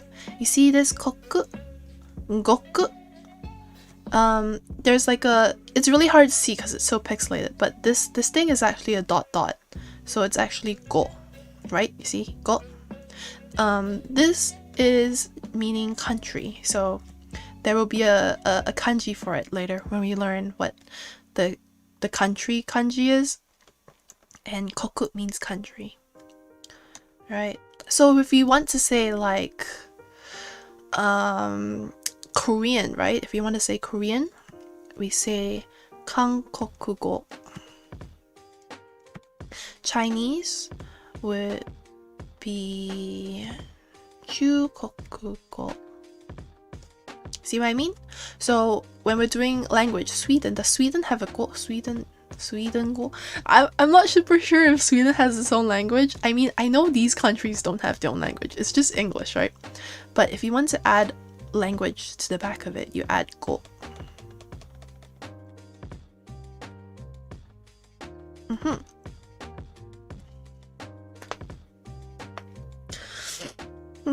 Can He punches people so hard they explode. He says that before they explode. Oh, I was lied to. Why is it now used for like the teleport behind you meme? I always thought it was like it had to do with ninjas because I can only imagine ninjas being fast enough to teleport behind you. Like, you know, the iconic robot racing scene when the robot teleports behind the other robot and it flips out the ring. That one. Yeah, I can't wait for the new JoJo as well. Jolene. Oh shit. I'm pretty hyped for it. I don't know anything about JoJo. Like, I never know anything about JoJo until I start watching the JoJo season. Then I'm like, wow, okay, this is interesting. Interesting way to like mix it up. Time is 9:15. This never use the word quarter unless it's a quarter of a cake. I don't want to use the word quarter in my human speaking language. Quarter is like, oh my god. You know when I'm such a fucking rant. You know when people talk about time, they use quarter. One other time that really pisses me off when people say quarter is like change, like coins. When people like are asking for change, they're like, do you have a quarter? Oh my god. Do you have a quarter? No, I have 25 cents. I don't have a quarter. And then there's also, I feel like there are like words for coins that are way more complicated than they need to be, like loony, toonie. Like loony is like $1, toonie is like $2. I think there were other words, right? Like you would call like a 10-cent coin like a pence or something. Was that British? Now that I try to remember, I don't really remember. But people calling like money, like giving nicknames to money also like kind of pisses me off. It's unnecessary. It's like a waste of my brain power trying to like decipher what you're trying to say. Just say 25 cents. How big is the cake? You know, like normal cake size. Do people not eat quarters of cakes? What are you talking about? you like a peasant eating like an eighth of a cake? Nah, dude. Quarter or nothing. Alright. Gaku.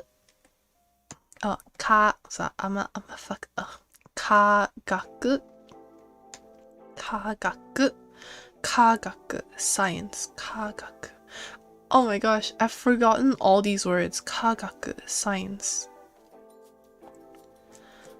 Asia Kenkyu. Asia Kenkyu. Asian studies. Asia is like Asia, right? Asia Kenkyu.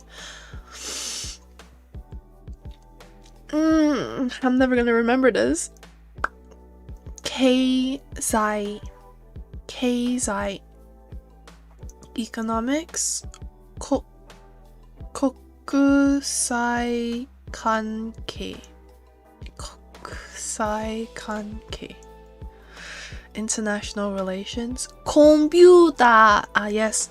What's my major? My major is computer. This for sure I know, but it's katakana, so again, not easy. Computer.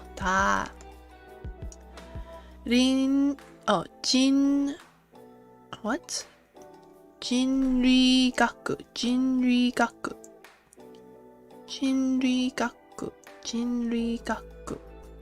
Anthropology. Jinrigaku. I wonder if this jin is the same jin as like a person or people jin. Might be. Probably. I don't know. Don't take my word for it. Seiji. Politics. Seiji.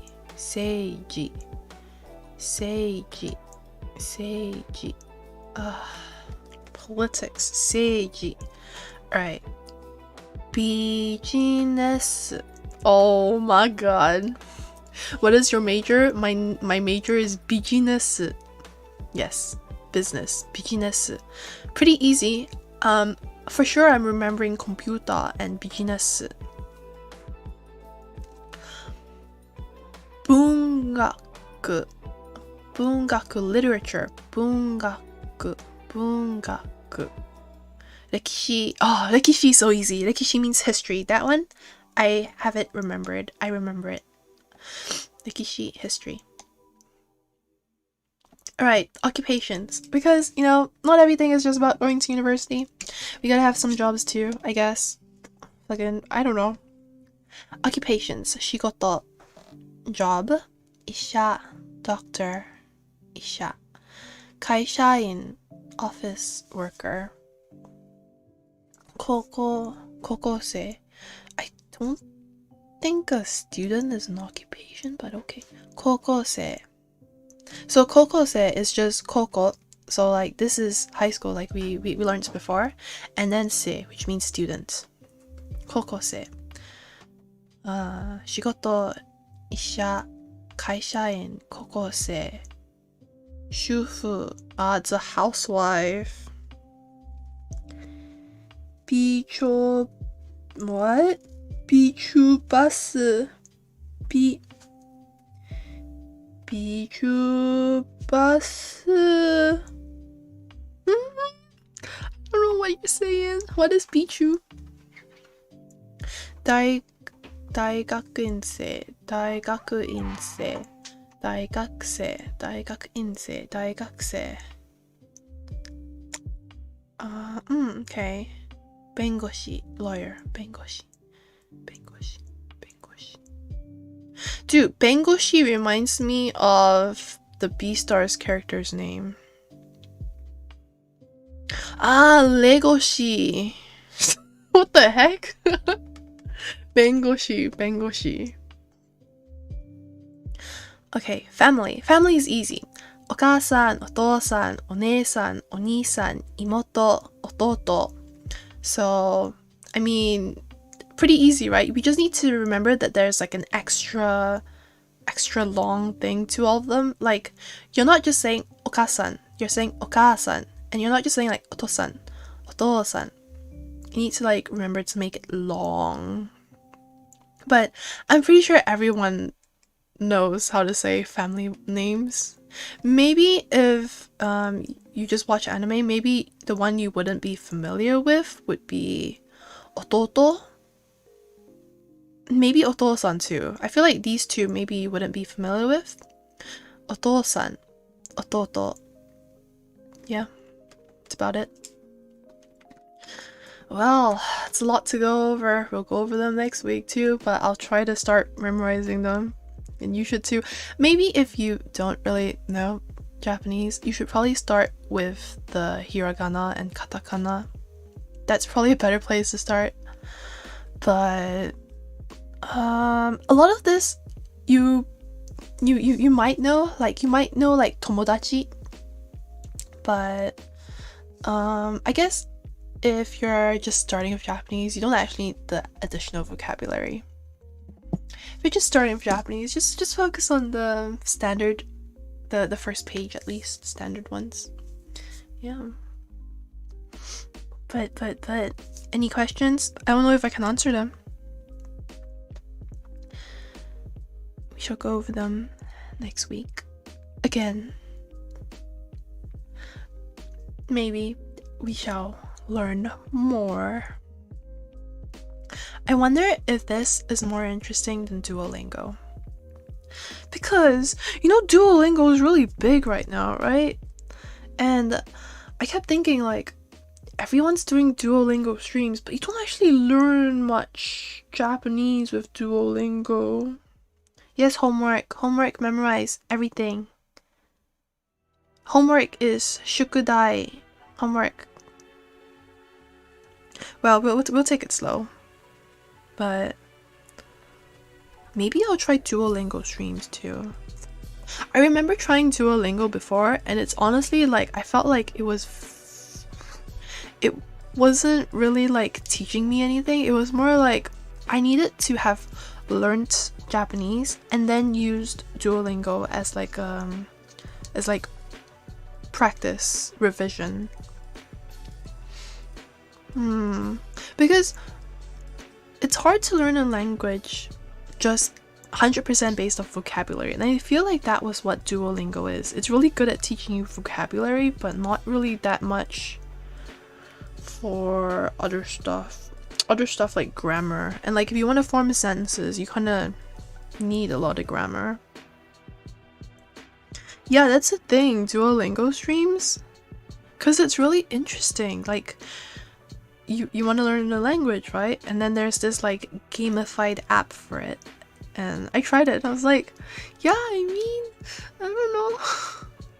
I think maybe it was slightly too easy for me because I had kind of learned English. I started what? I kind of really learned Japanese, so it's literally just telling me like multiple choice, but obviously I know I can get it correct if it's multiple choice, but if they told me to write it, I wouldn't get it correct. I don't know. Well, Genki. It's been so long since I've touched my Genki book, but finally I'm studying Japanese again. Alright, well, this was the Japanese stream. Hope you liked it. If you didn't, it's not my problem. Or actually it is my problem. Maybe tell me what you didn't like about it in the comments or right now. But stream is ending. Ooh. Man, what the heck? I still don't know how to end my streams. It's so bad. Like, what am I supposed to say? Thanks for watching. Subscribe, like, smash the bell icon. Like, you know, the typical stuff that people say. Very pogu. Yeah, where is that one channel that just comes in, types pog, and leaves? Otsukappa. Ooh. TY. Thanks for watching my stream, guys. You're not allowed to unsub. If you unsub, I'm gonna shame you on Twitter like I did with that one random person. Who dared to unsub? I was heartbroken. But yeah. I hope you like my trial stream. I don't know if this is a good way to stream Japanese, but I hope it was easy to follow. Thanks for watching, you guys. Bye Goblin. Bye Ray. Bye Kai. Who else is in here? I don't know. They're not commenting. Thanks for watching. Bye.